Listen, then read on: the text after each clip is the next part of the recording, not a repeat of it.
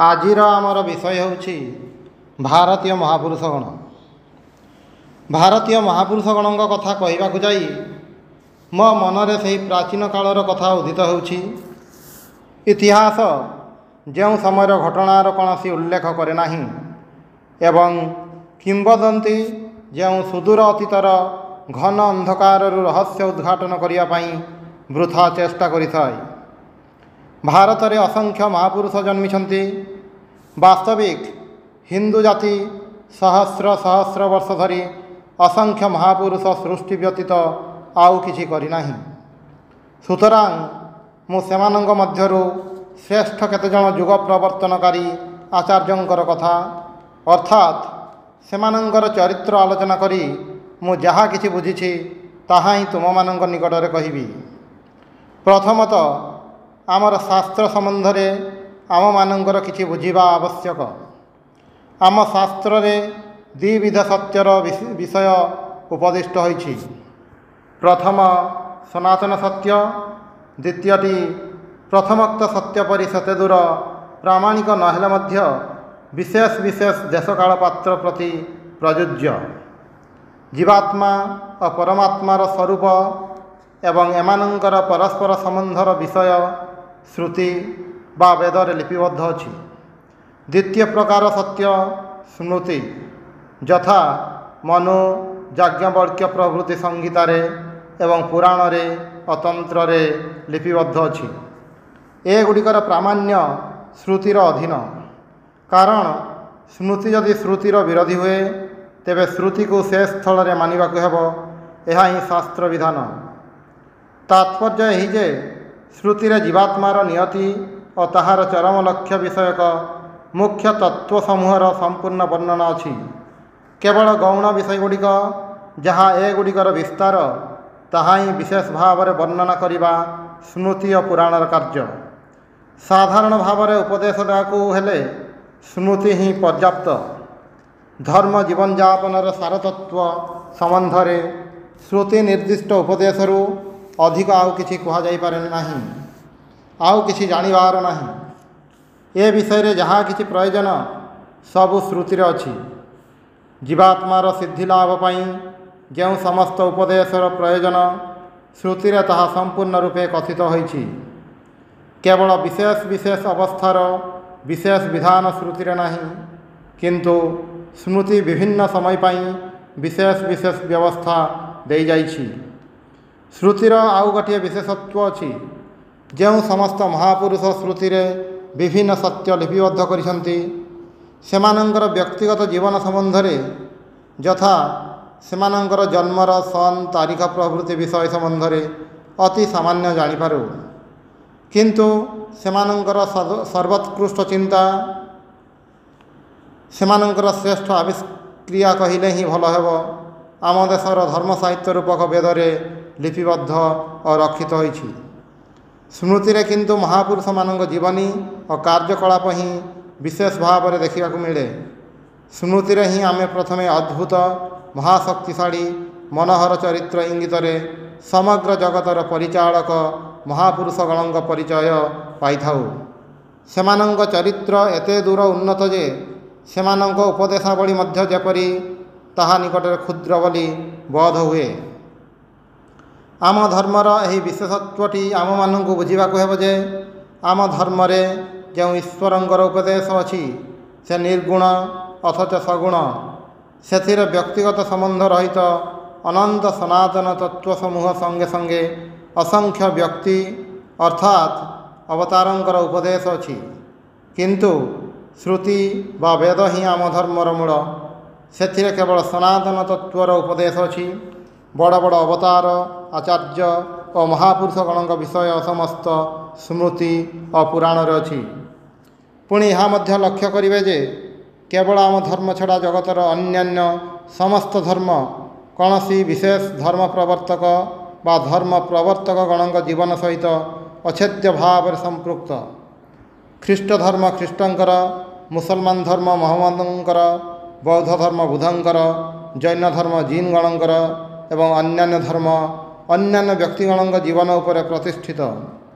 सुतरां यही समस्त धर्म ଏହି ମହାପୁରୁଷଗଣଙ୍କ ଜୀବନରେ ତଥାକଥିତ ଐତିହାସିକ ପ୍ରମାଣ ସମ୍ବନ୍ଧରେ ଯେ ଯଥେଷ୍ଟ ବିବାଦ ହୋଇଥାଏ ତାହା ସ୍ୱାଭାବିକ। ଯଦି କେବେ ଏହି ପ୍ରାଚୀନ ମହାପୁରୁଷଗଣଙ୍କ ଅସ୍ତିତ୍ୱ ବିଷୟରେ ଐତିହାସିକ ପ୍ରମାଣ ଦୁର୍ବଳ ହୁଏ, ତେବେ ସେମାନଙ୍କ ଧର୍ମ ରୂପକ ଅଟ୍ଟାଳିକା ତଳେ ପଡ଼ି ଚୂର୍ଣ୍ଣ ବିଚୂର୍ଣ୍ଣ ନିଶ୍ଚୟ ହେବ। ଆମର ଧର୍ମ ବ୍ୟକ୍ତିବିଶେଷଙ୍କ ଜୀବନ ଉପରେ ପ୍ରତିଷ୍ଠିତ ନ ହୋଇ ସନାତନ ସତ୍ୟ ସମୂହ ଉପରେ ପ୍ରତିଷ୍ଠିତ ବୋଲି ଆମେ ଏହି ବିପଦ ଏଡ଼ାଇ ଦେଇପାରିଛୁ। କୌଣସି ମହାପୁରୁଷ ଏପରିକି କୌଣସି ଅବତାର କହିଯାଇଛନ୍ତି ବୋଲି ଯେ ତୁମେମାନେ ଧର୍ମକୁ ମାନି ଚଳୁଛ ତାହା ନୁହେଁ। କୃଷ୍ଣଙ୍କ ବଚନରେ ବେଦର ପ୍ରାମାଣ୍ୟ ସିଦ୍ଧ ହୁଏ ନାହିଁ, କିନ୍ତୁ ବେଦାନୁଗତ ବୋଲି କୃଷ୍ଣ ବାକ୍ୟର ପ୍ରାମାଣ୍ୟ ରହିଛି।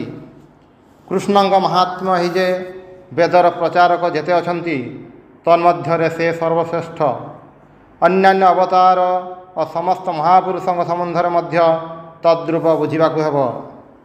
ଆମେ ଆରମ୍ଭରୁ ଏକଥା ସ୍ୱୀକାର କରିଥାଉ ଯେ ମନୁଷ୍ୟର ପୂର୍ଣ୍ଣତା ଲାଭ ପାଇଁ, ତାହାର ମୁକ୍ତି ପାଇଁ ଯାହା କିଛି ଆବଶ୍ୟକ ସବୁ ବେଦରେ କଥିତ ହୋଇଛି।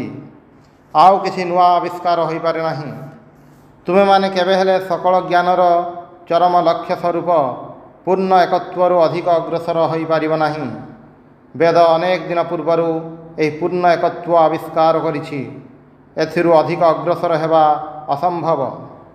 ଯେତେବେଳେ ତତ୍ତ୍ୱମସୀ ଆବିଷ୍କୃତ ହେଲା, ସେତେବେଳେ ଆଧ୍ୟାତ୍ମିକ ଜ୍ଞାନ ସମ୍ପୂର୍ଣ୍ଣ ହେଲା। ଏହି ତତ୍ତ୍ୱମସୀ ବେଦରେ ରହିଛି। ବାକି ରହିଲା କେବଳ ବିଭିନ୍ନ ଦେଶ କାଳପାତ୍ର ଅନୁସାରେ ସମୟ ସମୟରେ ଲୋକଶିକ୍ଷା। ଏହି ପ୍ରାଚୀନ ସନାତନ ପଥରେ ଜନଗଣଙ୍କୁ ପରିଚାଳନା କରିବା, ଏହା ହିଁ ବାକି ରହିଲା। ସେଥିପାଇଁ ସମୟ ସମୟ ବିଭିନ୍ନ ମହାପୁରୁଷ ଓ ଆଚାର୍ଯ୍ୟଗଣଙ୍କର ଅଭ୍ୟୁଦୟ ହୋଇଥାଏ। ଗୀତାରେ ଶ୍ରୀକୃଷ୍ଣଙ୍କର ସେହି ସର୍ବଜନ ପରିଜ୍ଞାତ ବାଣୀରେ ଏହି ତତ୍ତ୍ୱଟି ଯେପରି ପରିଷ୍କାର ଓ ସ୍ପଷ୍ଟ ଭାବରେ କଥିତ ହୋଇଛି, ଅନ୍ୟ କୌଣସିଠାରେ ସେପରି ହୋଇନାହିଁ। ଯଦା ଯଦା ହି ଧର୍ମସ୍ୟ ଗ୍ଲାନିର୍ଭବତି ଭାରତ ଅଭ୍ୟୁତ୍ଥାନମ୍ ଅଧର୍ମସ୍ୟ ତଦାତ୍ମାନଂ ସୃଜାମ୍ୟହମ୍ ଇତ୍ୟାଦି। ଅର୍ଥାତ୍ ଯେତେବେଳେ ଧର୍ମର ଗ୍ଳାନି ଓ ଅଧର୍ମର ଅଭ୍ୟୁତ୍ଥାନ ହୁଏ, ସେତିକି ବେଳେ ମୁଁ ନିଜକୁ ସୃଜନ କରିଥାଏ। ଅଧର୍ମର ନାଶ ପାଇଁ ମୁଁ ସମୟ ସମୟରେ ଆବିର୍ଭୂତ ହୋଇଥାଏ। ଏହା ହିଁ ଭାରତୀୟ ଧାରଣା। ଏଥିରୁ କ'ଣ ବୁଝାଗଲା? ବୁଝାଗଲା ଯେ ଗୋଟିଏ ଦିଗରେ ସନାତନ ତତ୍ତ୍ୱ ସମୂହ ରହିଛି। ଏଗୁଡ଼ିକ ସ୍ୱତଃ ପ୍ରମାଣ। ଏଗୁଡ଼ିକ କୌଣସି ପ୍ରକାର ଯୁକ୍ତି ଉପରେ ମଧ୍ୟ ନିର୍ଭର କରେ ନାହିଁ। ଋଷିମାନଙ୍କର ବା ଅବତାରଗଣଙ୍କର ବାକ୍ୟ ଉପରେ ନିର୍ଭର କରିବା ତ ଦୂରର କଥା। ଆମେ ଏଠାରେ ekatha କହିପାରୁ ଯେ ଅନ୍ୟାନ୍ୟ ଦେଶ ଅପେକ୍ଷା ଭାରତୀୟ ଚିନ୍ତାର ଏହି ବିଶେଷତ୍ୱ ଅଛି ବୋଲି ଆମେ ବେଦାନ୍ତକୁ ଏକମାତ୍ର ସାର୍ବଭୌମ ଧର୍ମ ବୋଲି ଦାବି କରିପାରୁ। ବେଦାନ୍ତ ହିଁ ଜଗତର ଏକମାତ୍ର ବର୍ତ୍ତମାନ ସାର୍ବଭୌମ ଧର୍ମ। କାରଣ ଏହା କୌଣସି ବ୍ୟକ୍ତିବିଶେଷଙ୍କ ମତକୁ ପ୍ରାମାଣିକ ବୋଲି ଗ୍ରହଣ କରିବା ପାଇଁ ଉପଦେଶ ଦିଏ ନାହିଁ। ଏହା କେବଳ ସନାତନ ତତ୍ତ୍ୱ ସମୂହ ଶିକ୍ଷା ଦେଇଥାଏ। କୌଣସି ବ୍ୟକ୍ତିବିଶେଷଙ୍କ ସହିତ ଅଚ୍ଛେଦ୍ୟ ଭାବରେ ଜଡ଼ିତ ଧର୍ମ ଜଗତର ସମଗ୍ର ମାନବ ଜାତି ଗ୍ରହଣ କରିପାରେ ନାହିଁ। ଆମ ଦେଶରେ ଆମେ ଦେଖିବାକୁ ପାଉ, ଏଠାରେ କେତେ କେତେ ମହାପୁରୁଷ ହୋଇଛନ୍ତି। ଆମେ ଗୋଟିଏ କ୍ଷୁଦ୍ର ସହରରେ ଦେଖିବାକୁ ପାଉ, ସେହି ସହରର ବିଭିନ୍ନ ବ୍ୟକ୍ତି ଭିନ୍ନ ଭିନ୍ନ ଶତ ଶତ ଲୋକଙ୍କୁ ନିଜର ଆଦର୍ଶ କରିଥାନ୍ତି। ସୁତରାଂ ମହମ୍ମଦ, ବୁଦ୍ଧ ବା ଖ୍ରୀଷ୍ଟ ଏପରି କୌଣସି ଏକ ବ୍ୟକ୍ତି କିପରି ସମଗ୍ର ଜଗତର ଏକମାତ୍ର ଆଦର୍ଶ ସ୍ୱରୂପ ହୋଇପାରିବେ? ଅଥବା ସେହି ଏକ ବ୍ୟକ୍ତିଙ୍କ ବାକ୍ୟ ପ୍ରମାଣରେ ସମଗ୍ର ନୀତିବିଦ୍ୟା, ଆଧ୍ୟାତ୍ମିକ ତତ୍ତ୍ୱ ଓ ଧର୍ମକୁ ସତ୍ୟ ବୋଲି କିପରି ସ୍ୱୀକାର କରାଯିବ? ବୈଦାନ୍ତିକ ଧର୍ମରେ ଏପରି କୌଣସି ବ୍ୟକ୍ତିବିଶେଷଙ୍କ ବାକ୍ୟକୁ ପ୍ରମାଣ ବୋଲି ସ୍ୱୀକାର କରିବା ଆବଶ୍ୟକ ହୁଏ ନାହିଁ। ମାନବର ସନାତନ ପ୍ରକୃତି ହିଁ ଏହାର ପ୍ରମାଣ। ଏହାର ନୀତିତତ୍ତ୍ୱ ମାନବ ଜାତିର ସନାତନ ଆଧ୍ୟାତ୍ମିକ ଏକତ୍ୱ ରୂପକ ଭିତ୍ତି ଉପରେ ପ୍ରତିଷ୍ଠିତ। ଏହି ଏକତ୍ୱ ଚେଷ୍ଟା କରି ଲାଭ କରିବାର ନୁହେଁ, ଏହା ପୂର୍ବରୁ ଲବ୍ଧ। ଅନ୍ୟ ଦିଗରେ ପୁଣି ଆମର ଋଷିଗଣ ଅତି ପ୍ରାଚୀନ କାଳରୁ ବୁଝିପାରିଥିଲେ ଯେ ଜଗତର ଅଧିକାଂଶ ଲୋକ କୌଣସି ନା କୌଣସି ବ୍ୟକ୍ତିବିଶେଷଙ୍କ ଉପରେ ନିର୍ଭର ନ କରି ରହିପାରନ୍ତି ନାହିଁ। କୌଣସି ନା କୌଣସି ଆକାରରେ ଲୋକେ ଜଣେ ବ୍ୟକ୍ତିବିଶେଷ ରୂପକ ଈଶ୍ୱରଙ୍କୁ ଗ୍ରହଣ କରିନିଅନ୍ତି। ଯେଉଁ ବୁଦ୍ଧଦେବ ବ୍ୟକ୍ତିବିଶେଷ ଈଶ୍ୱରଙ୍କ ବିରୋଧରେ ପ୍ରଚାର କରିଗଲେ। ତାଙ୍କର ଦେହତ୍ୟାଗ ପରେ 50 ବର୍ଷ ନ ବିତୁଣୁ ତାଙ୍କର ଶିଷ୍ୟମାନେ ତାଙ୍କୁ ଈଶ୍ୱର ବୋଲି ଧରିନେଲେ। କିନ୍ତୁ ବ୍ୟକ୍ତିବିଶେଷ ଈଶ୍ୱରଙ୍କର ପ୍ରୟୋଜନ ଅଛି। ପୁଣି ଆମେ ଜାଣୁ ଈଶ୍ୱରଙ୍କ ବୃଥା କଳ୍ପନାରୁ ଉତ୍କୃଷ୍ଟତର ଜୀବନ୍ତ ଈଶ୍ୱର ସମୂହ ଏହି ପୃଥିବୀରେ ସମୟ ସମୟରେ ଆମମାନଙ୍କ ମଧ୍ୟରେ ଆବିର୍ଭୂତ ହୋଇ ବାସ କରିଥାନ୍ତି। କୌଣସି ପ୍ରକାର କାଳ୍ପନିକ ଈଶ୍ୱରଙ୍କ ଅପେକ୍ଷା ଆମର କଳ୍ପନା ସୃଷ୍ଟ କୌଣସି ବସ୍ତୁ ଅପେକ୍ଷା ଅର୍ଥାତ୍ ଆମେ ଈଶ୍ୱରଙ୍କ ସମ୍ବନ୍ଧରେ ଯେତେ ଧାରଣା କରିପାରୁ ତାହା ଅପେକ୍ଷା ସେମାନେ ଅଧିକତର ପୂଜ୍ୟ। ଈଶ୍ୱରଙ୍କ ସମ୍ବନ୍ଧରେ ତୁମେ ଓ ମୁଁ ଯେତେ ଧାରଣା କରିପାରୁ ତାହା ଅପେକ୍ଷା ଶ୍ରୀକୃଷ୍ଣ ଅନେକ ବଡ଼। ଆମେ ଆମ ମନରେ ଯେତେ ଦୂର ଉଚ୍ଚ ଆଦର୍ଶର ଚିନ୍ତା କରିପାରୁ ବୁଦ୍ଧ ତଦପେକ୍ଷା ଉଚ୍ଚତର ଆଦର୍ଶ, ଜୀବନ୍ତ ଆଦର୍ଶ। ସେଥିପାଇଁ ସବୁ ପ୍ରକାର କାଳ୍ପନିକ ଦେବତାଙ୍କୁ ମଧ୍ୟ ପଦଚ୍ୟୁତ କରି ସେମାନେ ଚିରକାଳ ମାନବର ପୂଜା ପାଇଁ ଆସିଛନ୍ତି। ଆମ ଋଷିଗଣ ଏହା ଜାଣିଥିଲେ। ସେଥିପାଇଁ ସେମାନେ ଭାରତବାସୀ ସମସ୍ତଙ୍କ ପାଇଁ ଏହି ମହାପୁରୁଷମାନଙ୍କର ଏହି ଅବତାରଗଣଙ୍କର ପୂଜାର ପଥ ଉନ୍ମୁକ୍ତ କରିଦେଇ ଯାଇଛନ୍ତି। କେବଳ ସେତିକି ନୁହେଁ, ଯିଏ ଆମର ଶ୍ରେଷ୍ଠ ଅବତାର ସେ ଆଉ ଟିକିଏ ଅଗ୍ରସର ହୋଇ କହିଯାଇଛନ୍ତି, ୟତ୍ ୟତ୍ ବିଭୂତିମତ୍ ସତ୍ୱଂ ଶ୍ରୀମତ୍ ଉର୍ଜିତମେବ ବା ତତ୍ତଦେବାଗଚ୍ଛତ୍ୱଂ ମମ ତେଜସ ସମ୍ଭବମ୍। ଅର୍ଥାତ୍ ମନୁଷ୍ୟ ମାଧ୍ୟମରେ ଯେଉଁଠାରେ ଅଦ୍ଭୁତ ଆଧ୍ୟାତ୍ମିକ ଶକ୍ତିର ପ୍ରକାଶ ହୁଏ, ଜାଣିବ ଯେ ମୁଁ ସେଠାରେ ବିଦ୍ୟମାନ। ମୋଠାରୁ ହିଁ ଏହି ଆଧ୍ୟାତ୍ମିକ ଶକ୍ତିର ପ୍ରକାଶ ହୋଇଥାଏ। ଏହାଦ୍ୱାରା ହିନ୍ଦୁମାନଙ୍କ ପାଇଁ ସକଳ ଦେଶର ସକଳ ଅବତାରଙ୍କୁ ଉପାସନା କରିବାର ଦ୍ୱାର ଉନ୍ମୁକ୍ତ କରିଦିଆଯାଇଛି। ହିନ୍ଦୁ ଯେକୌଣସି ଦେଶର ଯେକୌଣସି ସାଧୁ ମହାତ୍ମାଙ୍କୁ ପୂଜା କରିପାରେ। ଆମେ କାର୍ଯ୍ୟତଃ ଦେଖିବାକୁ ପାଉ, ଆମେ ଅନେକ ସମୟରେ ଖ୍ରୀଷ୍ଟିଆନମାନଙ୍କ ଚର୍ଚ୍ଚରେ ଓ ମୁସଲମାନମାନଙ୍କ ମସଜିଦରେ ଉପାସନା କରିଥାଉ। ଏହା ଭଲ ବୋଲି କହିବାକୁ ହେବ। କାହିଁକି ଆମେ ଏପରି ଉପାସନା ନ କରିବା? ମୁଁ ପୂର୍ବରୁ କହିଛି, ଆମ ଧର୍ମ ସାର୍ବଭୌମ। ଏହା ଏତେ ଉଦାର, ଏତେ ପ୍ରଶସ୍ତ ଯେ ଏହା ସବୁ ପ୍ରକାର ଆଦର୍ଶକୁ ସାଦରେ ଗ୍ରହଣ କରିପାରେ। ଜଗତରେ ଯେତେ ପ୍ରକାର ଧର୍ମର ଆଦର୍ଶ ଅଛି ସେଗୁଡ଼ିକୁ ଏବେ ମଧ୍ୟ ଗ୍ରହଣ କରାଯାଇପାରେ। ପୁଣି ଭବିଷ୍ୟତରେ ଯେଉଁ ସମସ୍ତ ଆଦର୍ଶ ଆସିବ ସେଥିପାଇଁ ଆମେ ଧୈର୍ଯ୍ୟର ସହିତ ଅପେକ୍ଷା କରିପାରୁ। ସେଗୁଡ଼ିକୁ ମଧ୍ୟ ଏହିପରି ଗ୍ରହଣ କରିବାକୁ ହେବ। ବୈଦାନ୍ତିକ ଧର୍ମ ହିଁ ତାହାର ଅନନ୍ତ ବାହୁ ପ୍ରସାରିତ କରି ସେ ସବୁଗୁଡ଼ିକୁ ଆଲିଙ୍ଗନ କରିନେବ। ଈଶ୍ୱର ଅବତାର ସମ୍ବନ୍ଧରେ ଏହା ହିଁ ଆମର ମୋଟାମୋଟି ଧାରଣା। ଏମାନଙ୍କ ଅପେକ୍ଷା ଆଉ ଟିକିଏ ନିମ୍ନ ଶ୍ରେଣୀର ମହାପୁରୁଷ ଅଛନ୍ତି। ବେଦରେ ଋଷି ଶବ୍ଦର ପୁନଃ ପୁନଃ ଉଲ୍ଲେଖ ଦେଖିବାକୁ ମିଳେ। ପୁଣି ଆଜିକାଲି ଏହା ଏକ ଚଳିତ ଶବ୍ଦ ହୋଇପଡ଼ିଛି। ଋଷି ବାକ୍ୟର ବିଶେଷ ପ୍ରାମାଣ୍ୟ। ଆମମାନଙ୍କୁ ଏହାର ତାତ୍ପର୍ଯ୍ୟ ବୁଝିବାକୁ ହେବ। ଋଷି ଅର୍ଥ ମନ୍ତ୍ରଦ୍ରଷ୍ଟା, ଅର୍ଥାତ୍ ଯିଏ କୌଣସି ତତ୍ତ୍ୱର ସାକ୍ଷାତକାର କରିଛନ୍ତି। ଅତି ପ୍ରାଚୀନ କାଳରୁ ଏହି ପ୍ରଶ୍ନ ପଚରା ଯାଉଥିଲା ଯେ ଧର୍ମର ପ୍ରମାଣ କ'ଣ? ବହିରିନ୍ଦ୍ରିୟର ସାକ୍ଷ୍ୟରେ ଧର୍ମର ସତ୍ୟତା ପ୍ରମାଣିତ ହୁଏ ନାହିଁ। ଏ କଥା ଅତି ପ୍ରାଚୀନ କାଳରୁ ଋଷିମାନେ କହିଯାଇଛନ୍ତି। ୟତ ବାଚ ନିବର୍ତ୍ତନ୍ତେ ଅପ୍ରାପ୍ୟ ମନସା ସହ ତୈତ୍ତରୀୟ ଉପନିଷଦରେ କୁହାଯାଇଛି। ଅର୍ଥାତ୍ ମନ ସହିତ ବାକ୍ୟ ଯାହାକୁ ନ ପାଇ ଯାହାଙ୍କଠାରୁ ଫେରିଆସେ।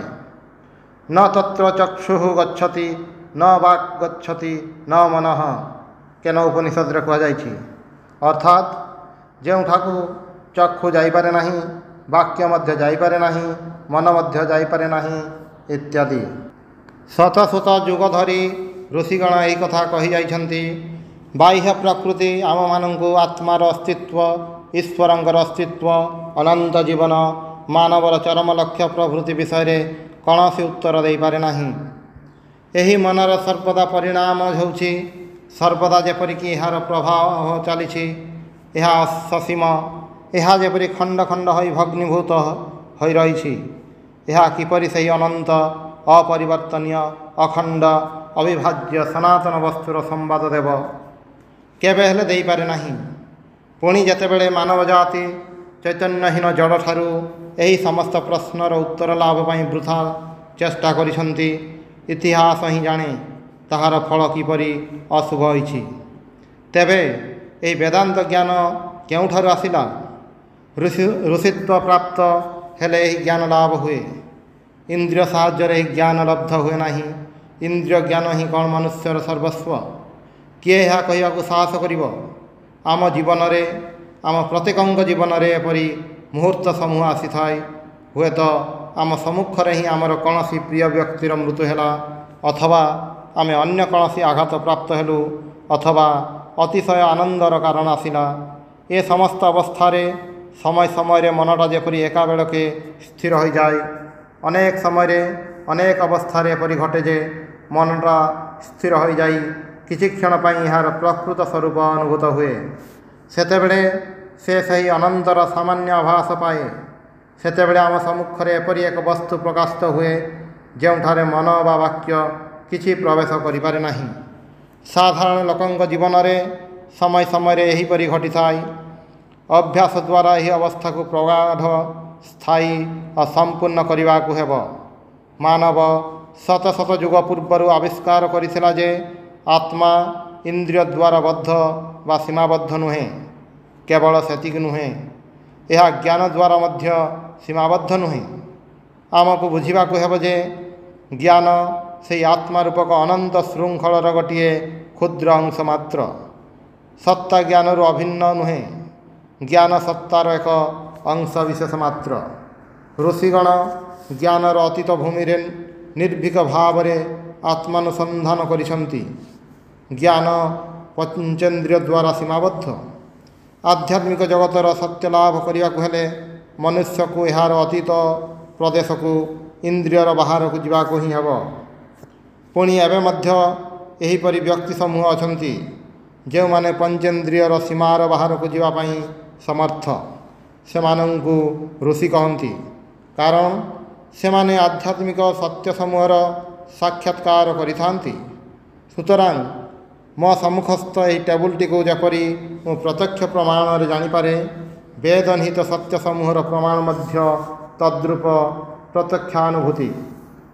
टेबुलटी को आम इंद्रिय द्वारा उपलब्धि करिथाउ एवं आध्यात्मिक सत्य समूह मध्य जीवात्मार ज्ञानातीत अवस्था साक्षात होता है। यही ऋषित्व लाभ देश काल लिंग बा जाति विशेष पर निर्भर करे नाही। वात्सायन निर्भय कही जे यही ऋषित्व ऋषिंग वंशधर मानकर आर्य अनार्य एपरिकी म्लेच्छ मानकर मध्य साधारण संपत्ति। वेदर ऋषित्व कहिले यह ही बुझाए। आम मानंकु भारतीय धर्मर यही आदर्श को सर्वदा स्मरण रखा हेब एवं मु चाहे जे जगतर अन्यान्य जाति माने मध्य यही आदर्शटी को बुझी स्मरण रखिबे। कारण ताहेले विभिन्न धर्म मध्यरे विवाद विसंवाद कमिजिब। शास्त्र पाठरे धर्म लाभ हुए नाही, अथवा मत मतांतर द्वारा बा वचन रे एपरिकी तर्कयुक्ति विचार द्वारा मध्य धर्म लाभ हुए नाही। धर्म को साक्षात करने को हेब ऋषि हेबाक पड़िब।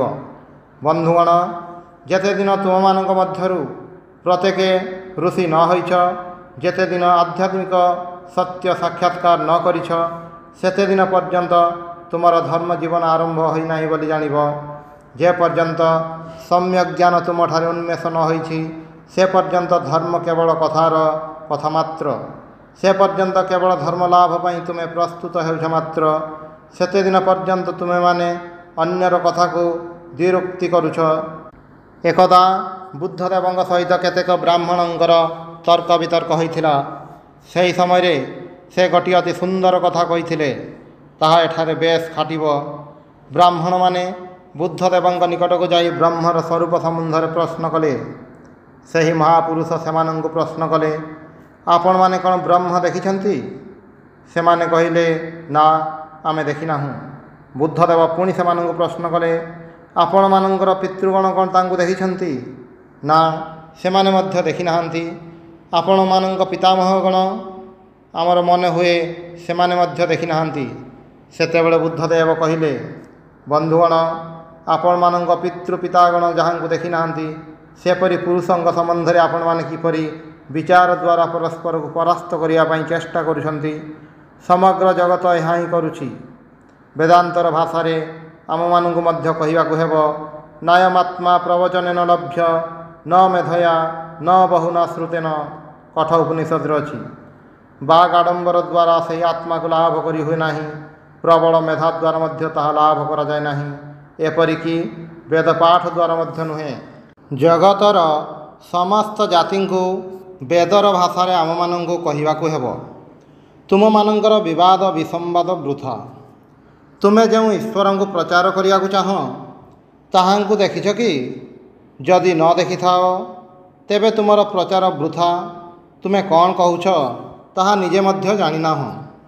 ପୁଣି ଯଦି ତୁମେ ଈଶ୍ୱରଙ୍କୁ ଦେଖିଥାଅ ତୁମେ ଆଉ ବିବାଦ କରିବ ନାହିଁ।